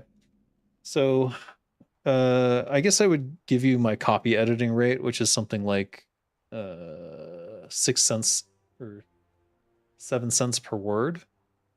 That way you can do a word count and then you can know what I would charge to copy edit it, to read through it and make corrections. It takes me about the same amount of time to read through it and give you feedback. So I think that would be a fair rate. 7 cents USD per word. But you let me know if that's okay or not. What would be the significance of Camelot? I think that's a reference to Dark Age of Camelot. I think that's what they're referencing, and they have some plans to add elements from Dark Age of Camelot to their version of WoW Plus, Classic Plus. That's my impression, but I could very well be wrong. I have no idea what they think anymore. I don't even know if any of them like Dark Age of Camelot, but that's what came to my mind. Is like it is probably a reference to an other MMORPG that was actually one of the original inspirations for WoW. That's why there's Horde versus Alliance sort of justified there. They have Realm versus Realm. We have Horde versus Alliance. Pizza prize will drop soon when Trump opens the Strait of Hormuz. What? I don't know that. Arthi and Ner'zhul are like Palpatine and Anakin. One just paved the other's path. Okay. You just logged on. You just logged on. You guys talking about calling of Stratholme? Yeah, we had a conversation. There's still people who don't understand how Arthas was basically just jumping onto the path of evil at that point. And I don't know why. They're like, Uther should have done something. It's like anything he would have done would have only made things worse at that point. So I don't know. Uther's not a miracle worker, even though he's connected to the light. Camelot is probably Classic Plus. That's basically what I got from that. Because there's no mention of any other World of Warcraft thing, and I 100% am certain. Okay, I'm 99.9% certain that they are working on a Classic Plus. So if there's a Classic Plus in the works and Camelot is the only thing that's in an MMORPG function on that list, then Camelot must be the Classic Plus that they're working on. Could be wrong, but we'll see. We'll find out at BlizzCon in August, right? Is it August? I think it's August. And then we'll see what all these things were. Though some of them I think were not set to be announced at BlizzCon, but I think Camelot was.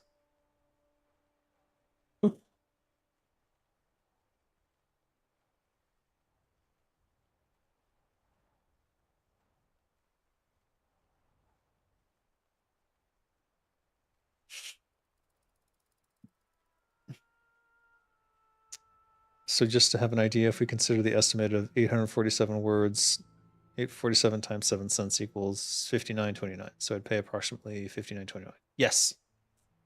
That is my copy editing fee, so that seems like a fair way to go for feedback. For game design stuff, I would probably charge more, but I think if I'm just like looking it over and giving you an outline of like my thoughts on it, I think a copy editing fee makes more sense to me. My design fee is much higher, so but that's usually for corporations, and I will often do things for free for people who are trying to make their own game and stuff. But right now is not a good time for me to be doing things for free, unfortunately. So I have to be careful with how I use my time.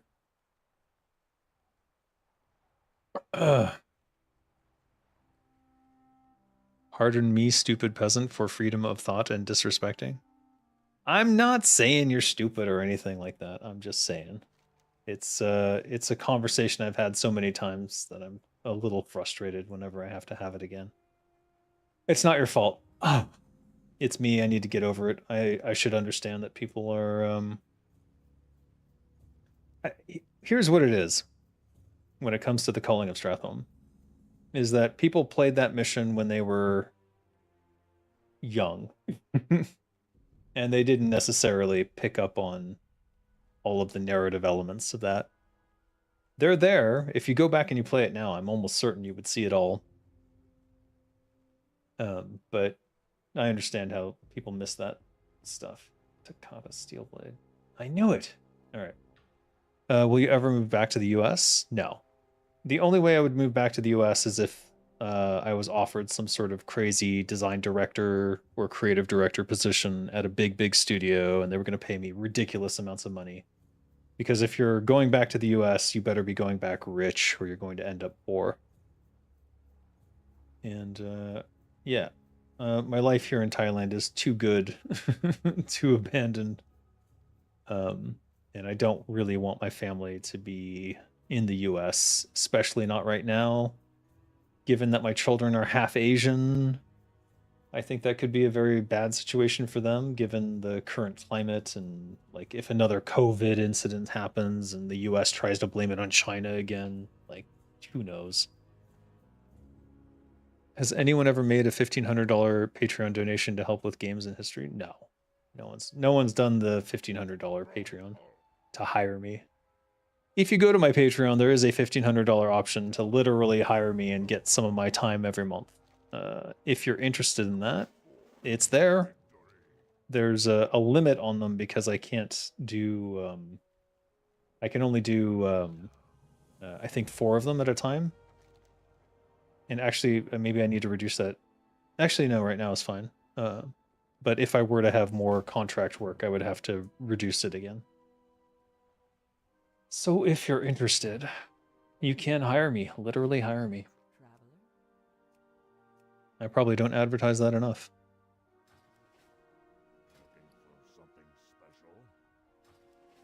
Yeah, stay away from the US. I think, yeah, it would not be a good place for my kids right now.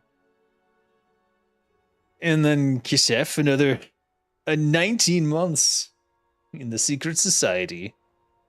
My God. Coming up on 2 years, man. Holy crap. To simply give the opinion without editing anything, read and comment on what you thought, if it has potential or not, if it is crude with originality. I could try to condense everything into a number of pages you could read for free. Yeah, you can try. Shrink it down to, like, if you can get it to 5 solid pages. I mean, ideally it would be like a 2-page thing, but like, even 5 pages, I think I could get through that pretty quick. Just don't shrink the font or anything. I need like a 12-point font or I'm going to be struggling.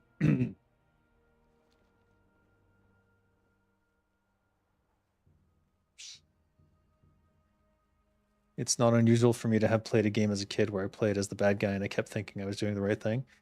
I know, it's totally common. And I think there's a very large contingent of people who played Warcraft 3 and didn't pick up on certain elements of what Arthas was doing. and that's okay. But they've made it their identity. Not you, but like some people have made it their identity, and that's where the problem starts, because then they're like, how dare you attack my identity? I'm like, I'm not attacking your identity, I'm just telling you the story. This is the story of Arthas. He does evil shit. Like, if he didn't do evil shit at the culling, then how is it a character arc, you know? He has to be getting progressively more evil in order to become the Lich King. And I don't know how anyone can interpret murdering your own people as not being something that is a step on the path of evil. Nowadays, you wouldn't play a lot of missions? Interesting. 5 pages, I'll do it in Word, font in 12. Can I send on your Discord? Yeah, send it to me on Discord. I'm always paying attention to my Discord unless I'm asleep. If I'm asleep, obviously I can't look at anything. But I think you'll discover that I don't sleep that much, so. You were 5 years old when you played World War III, and you still have PTSD from the butchers eating your soldiers, even though they couldn't heal with the light and they surrounded and killed Jaina. Jeez. Sounds awful. About the problem I mentioned with videos on Toronto Builder, I think I made a simple solution. Oh, good, you figured it out. Yeah. The thing about Toronto Builder is, like, it's such a simple program that you can usually work through any issues that you find on your own.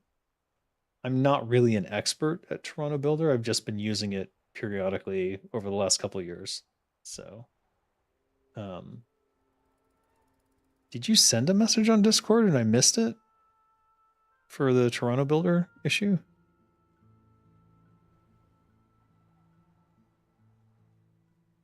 Glad you could bake it, Uther.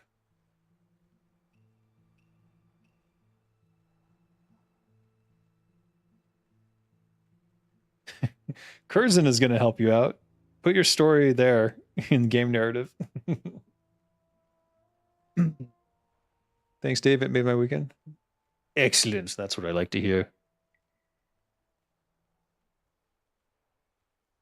You've been busy at work? Oh, no worries. I mean, if you figured it out, then you don't even need my help, and no big deal. Am I going to go Gelkis this time? I think I'm supposed to go help the Gelkis this time. Because I remember I went Magarin last time, and I was sad.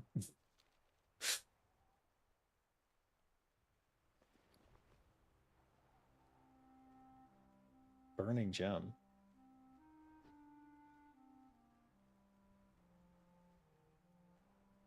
Target dies while being drained. The caster gains. Who gave me this? This must be from a quest. What quest? Oh, I gotta return this to the... Okay, well, we're gonna get... Alright, there's a boat here as well, so we're gonna take that boat, I think, to Baelor? You're back from the store? Oh, what were the top 3 topics you guys discussed in the last half hour? The culling of Stratholme, helping people with game and narrative design stuff, and the fact that you can purchase my time on Patreon. It is $1,500, but you can purchase some, like, a chunk of my time every month if you're interested. I don't think anyone's gonna take me up on that, but it's there. You wish you had a sample of the kind of animations you want to create, but one person is on vacation and another left, so it's been hell. Yeah. And welcome to game development. That's usually how it goes. I want to get this done as fast as possible. Oh, everyone who would help me with this is currently missing. Expert cookbook. Fucking finally. Why is it all the way out here? It's kind of ridiculous that it's in this area of Desolace. I guess it connects directly to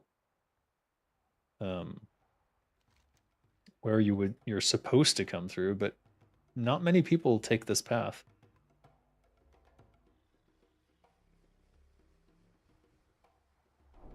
Yeah, Crossroads to Stone Talon to Desolace. Like, in my head, I can see how people would think that this would be... Of course people will come here and get the book for cooking, but in actuality, it just doesn't happen.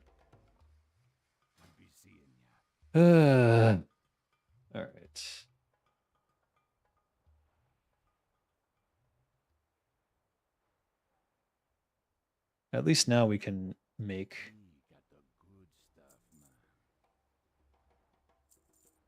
some of these recipes that we were sitting on.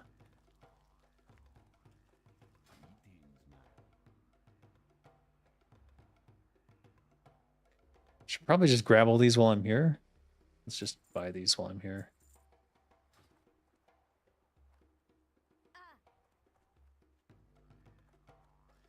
Can't wait for vacation. Hell yeah. Vacation's the best. I had a vacation a couple weeks ago, but it was just a 2-day vacation. We went to Khao Yai, which is a nice area. But the best part about it was that they had a chocolate factory. And it's not the US chocolate factory, it's like a local one, but they had really, really nice chocolate there. Including a peanut butter truffle that was just amazing.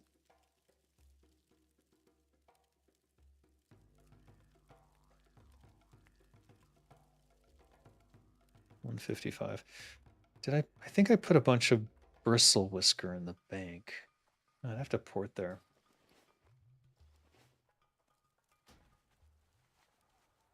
There's also a fishing thing, I think. But I'm not sure I'm caught up on fishing, which is sacrilegious. Not you. Fishing 179.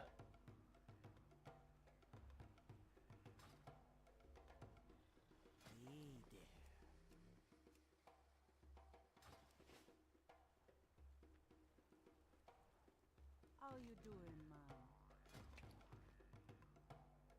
No? All right. Bye-bye now.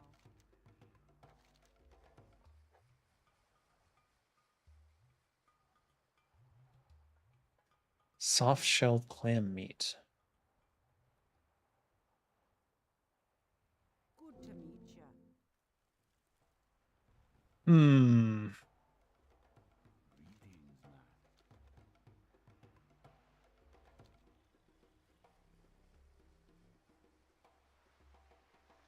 How you doing, man?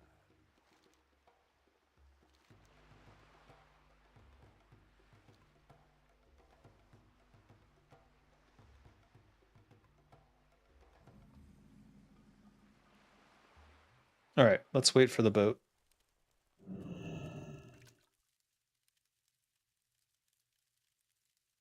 Is the chocolate different in Thailand? And if so, what's it like?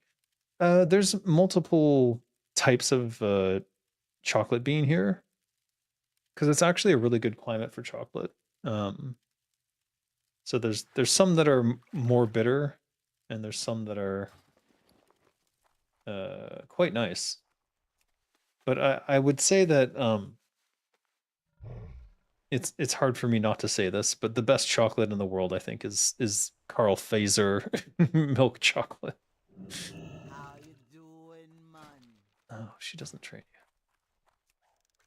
you. Me got the good stuff, man. Give me. Do I not have? I literally have all sorts of fish bait, and I just ran over here for no reason. Yep.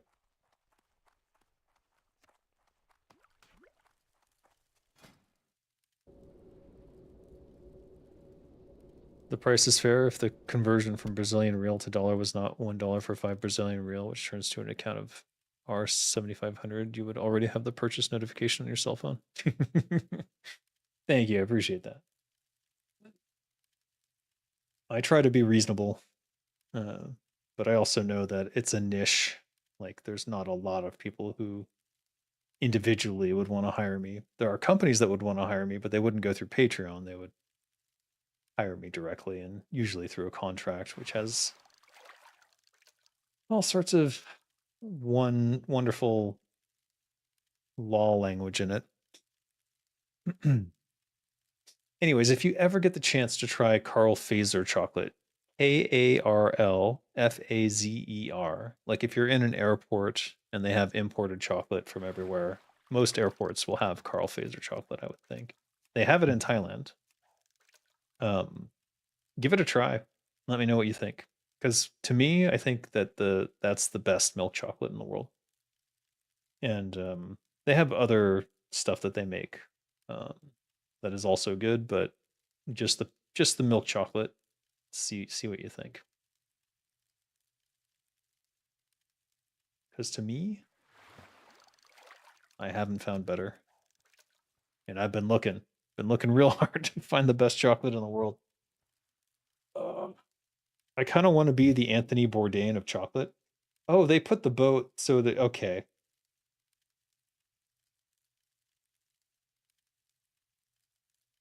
I didn't even think of that. But yeah, the boat goes right over the fish point that has this stuff. All right.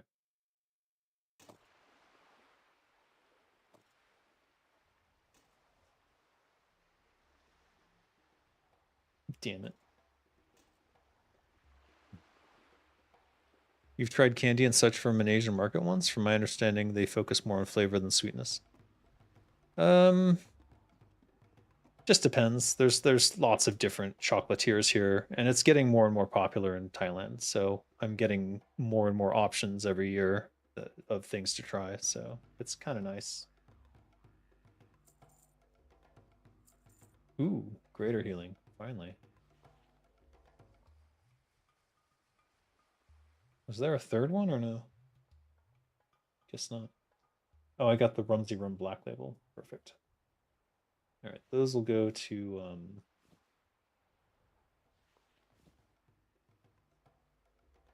Drala. Shade leaves I need to hold on to. Okay. Choco Loco. You're just saying Carl Fazer is good because it's Finnish and you're Finnish? Boo bias. No, I'm not. It honestly, it's just the best that I've tried. Of all the chocolates that I've tried, Carl Fazer has been the best. And it does happen to be Finnish. And I do happen to be half Finnish, so I mean, I can see the potential for bias there, but it's not. I'm not nationalistic at all. I didn't grow up in Finland. I was there maybe twice when I was like a kid.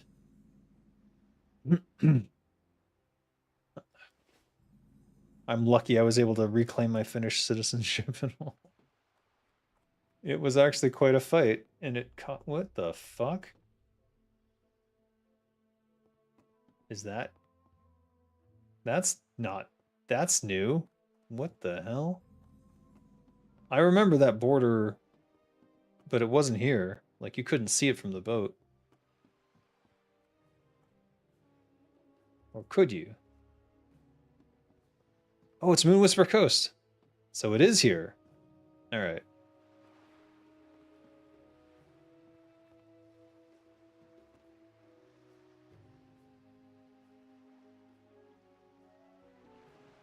I mean, this level, it's way too high level for me, but I'm excited that it's here at all just because I don't know. It's my favorite zone now. Moon Whisper. You want to be the Anthony Bourdain of chocolate? Tim Kaine already beat you to it? Oh, yeah, huh? He is also a chocolate fiend.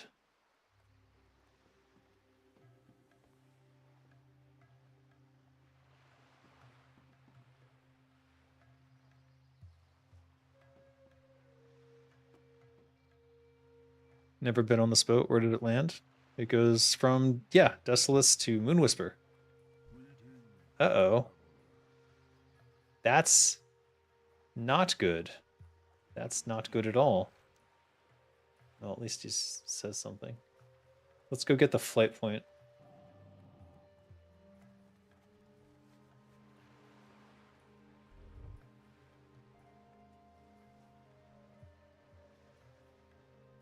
You do want to play Turtle? Come play. I mean, there's the risk. So, you know, be cautious. But if you're not afraid, then, you know, here it is.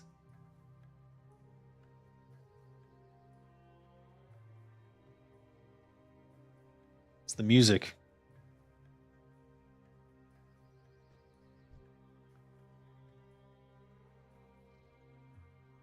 Nice. Don't know any flight locations connected to this one. Ah, well, that's a bummer. Is there anything I can buy here to get an advantage? Let's see.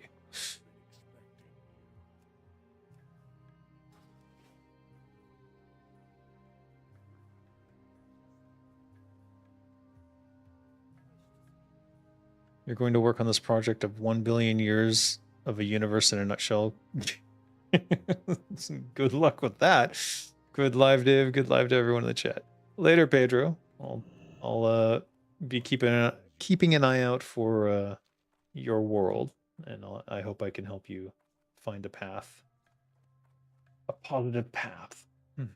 Okay, so this was where the end celebrations were. I was kind of cheekily hoping there might still be the raid vendor here, like hidden amongst the trees. But that's obviously that got removed. And I am sad. I am very sad. Because the raid vendor would have been great. I'm not seeing any enemies though.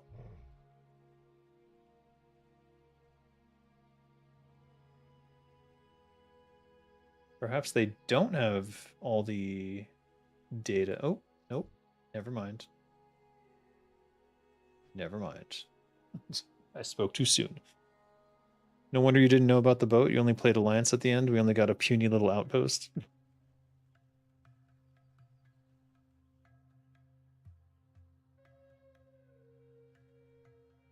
I kind of want to grab that bush.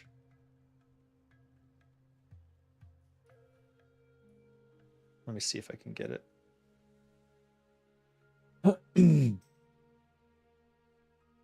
I'm being whispered in Chinese. I don't have the translator yet, so.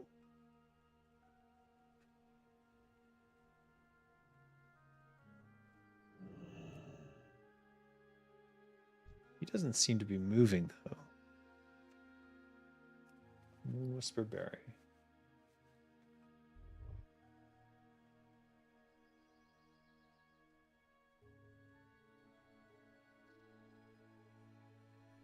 Oh. Okay. There's other mobs. I should be cautious. Given my level, I could get easily raffle stomped if they come anywhere near me.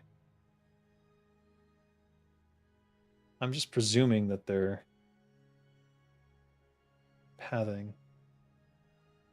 Is their pathing broken or not? Can't tell. Nope, he's moving. All right, let's get out of here. You're also feeling the itch to play, but not sure how trustworthy these turtle servers are. Well, again, I'll say that the only reason I'm playing on Cappy is because I didn't have to install anything. It works off of the old client, and I was able to change the server over, and I disabled the patch server, so I'm not worried about accidentally downloading anything, and I'm able to play fine. So that's why I am fine with it. OctoWow, yeah, that's a little too risky for me. Because that whole packet sniffing thing was a little weird to begin with anyways, so made me uneasy. Plus they were really pushing it when Turtle had just gone down, and it kind of set the wrong tone, I think.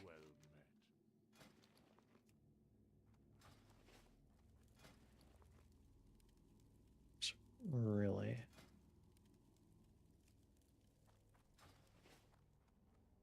Well met. Wait. Ah, I've been expecting you. Have you?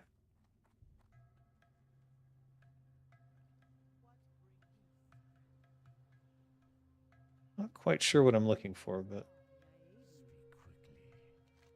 no.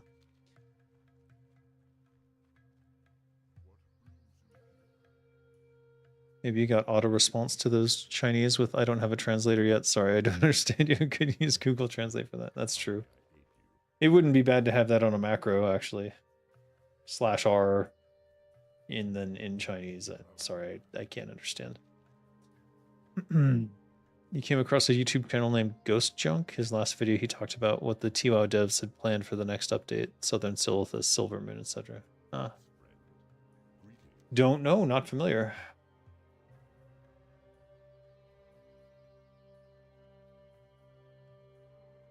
Okay. Nothing that I can really use here. I'm a little concerned about these unknowns. That to me says that there's a database issue of some kind.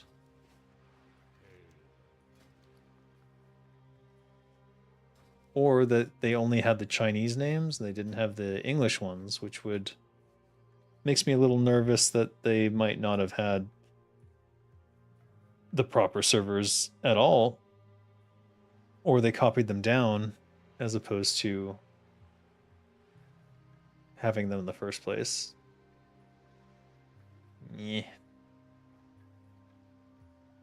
Oh wait, now it's loaded. Okay, that's interesting. This guy was unknown before. Okay, I don't know what happened then. That's really weird. Not sure what to make of that. Just log out and log back in. Well, apparently I didn't even have to do that. You're waiting for Snapjaw to have some quests? Snapjaw? It's 2 a.m. in Thailand? Oh, fuck. Yeah, it is. Alright. Good point. I should go to bed.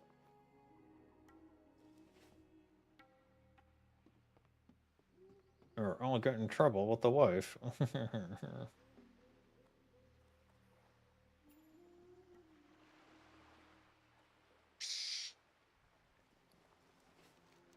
At least I got the cooking thing done, so that's happy days. I think we'll go to 1,000 Needles and try to clean these up. I am considering going to Dead Mines, even though it's a quest I don't need, but it's a green quest and I want to get it done. Let's check our plate and see. 465 quests completed. That's not bad, but it could be better.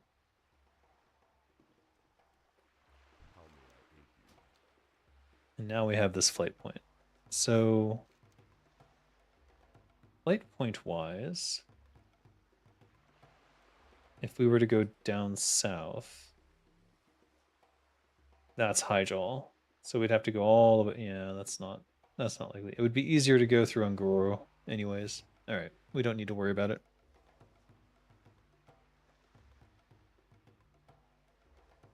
All right, let's head to 1,000 Needles. Let's head to 1,000 Needles, and we'll camp out there. Damn, that's a long flight. And it goes through the boat. That's a bug. That's a bug.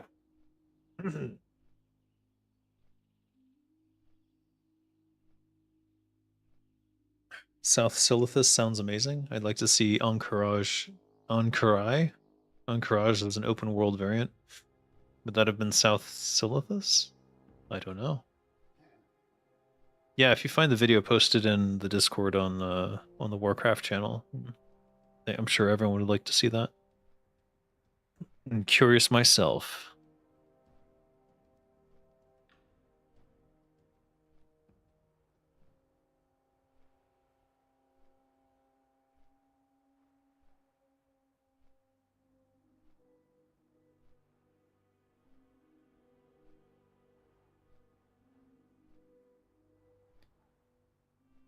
Memes.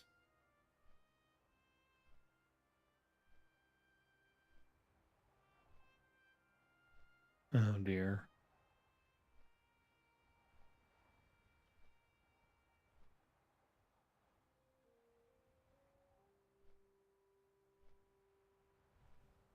Ah.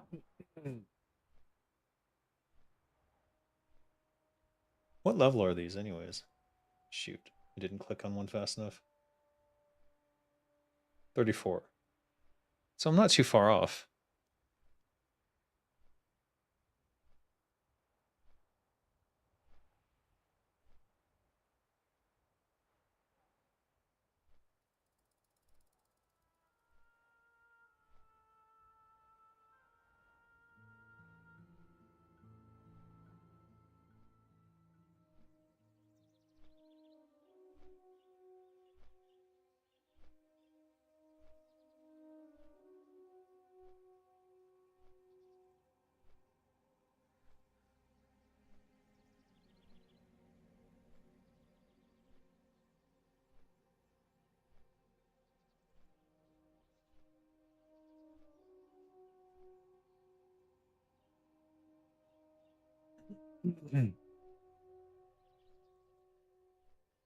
Thunderbluff. Beautiful vistas amongst the torn lands. Come to Thunderbluff. Just don't stand on any cow patties.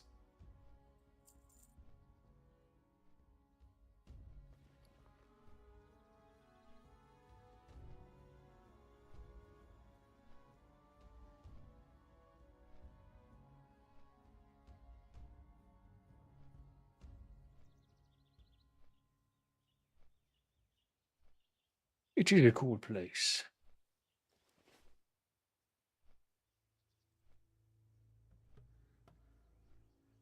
It holds up well over time.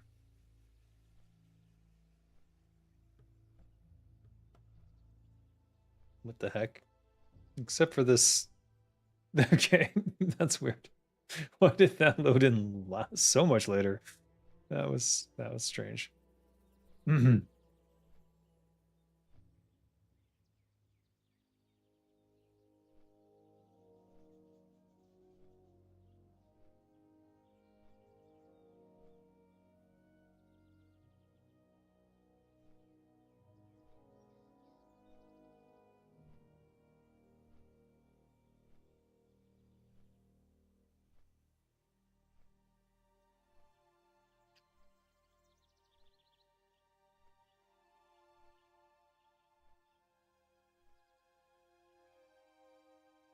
Look up the game Witchfire. I feel like it's down your alley in terms of game, first-person shooter, but it's all dark gothic aesthetics. I'm not a big FPS fan, believe it or not. I'm more kind of top-down turn-based RPG kind of guy, or tactics. But I'll check out Witchfire.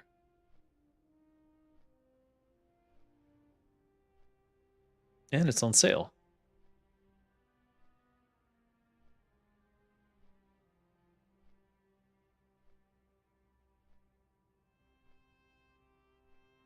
Dark fantasy RPG shooter.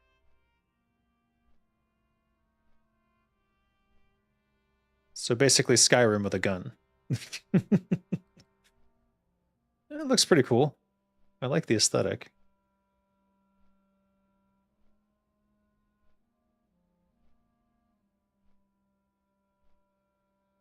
Choose your prayer. Oh, it's like a class-based system. Well, now that's interesting.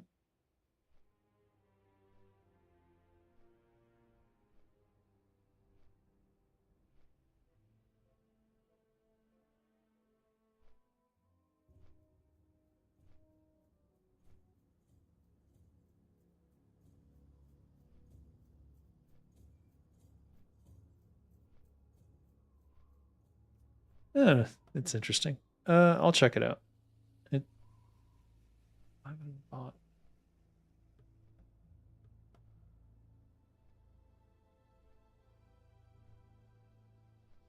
Was it like $10? Oh, we made it. Ah. All right. We're going to complete quests here. We may as well get all of them, but the question is, what can I drop?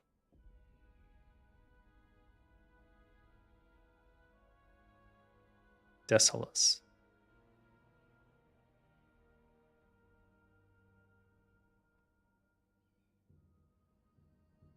Right. Why do they say they're from Orgrimmar?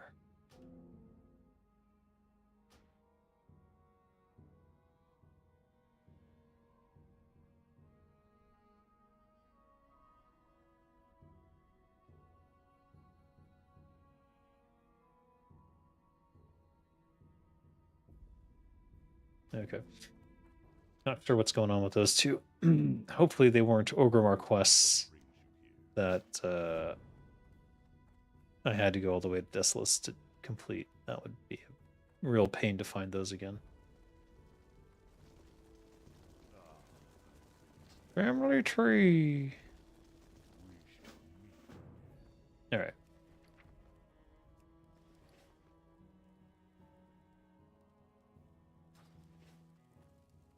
Is that Kodo a bank?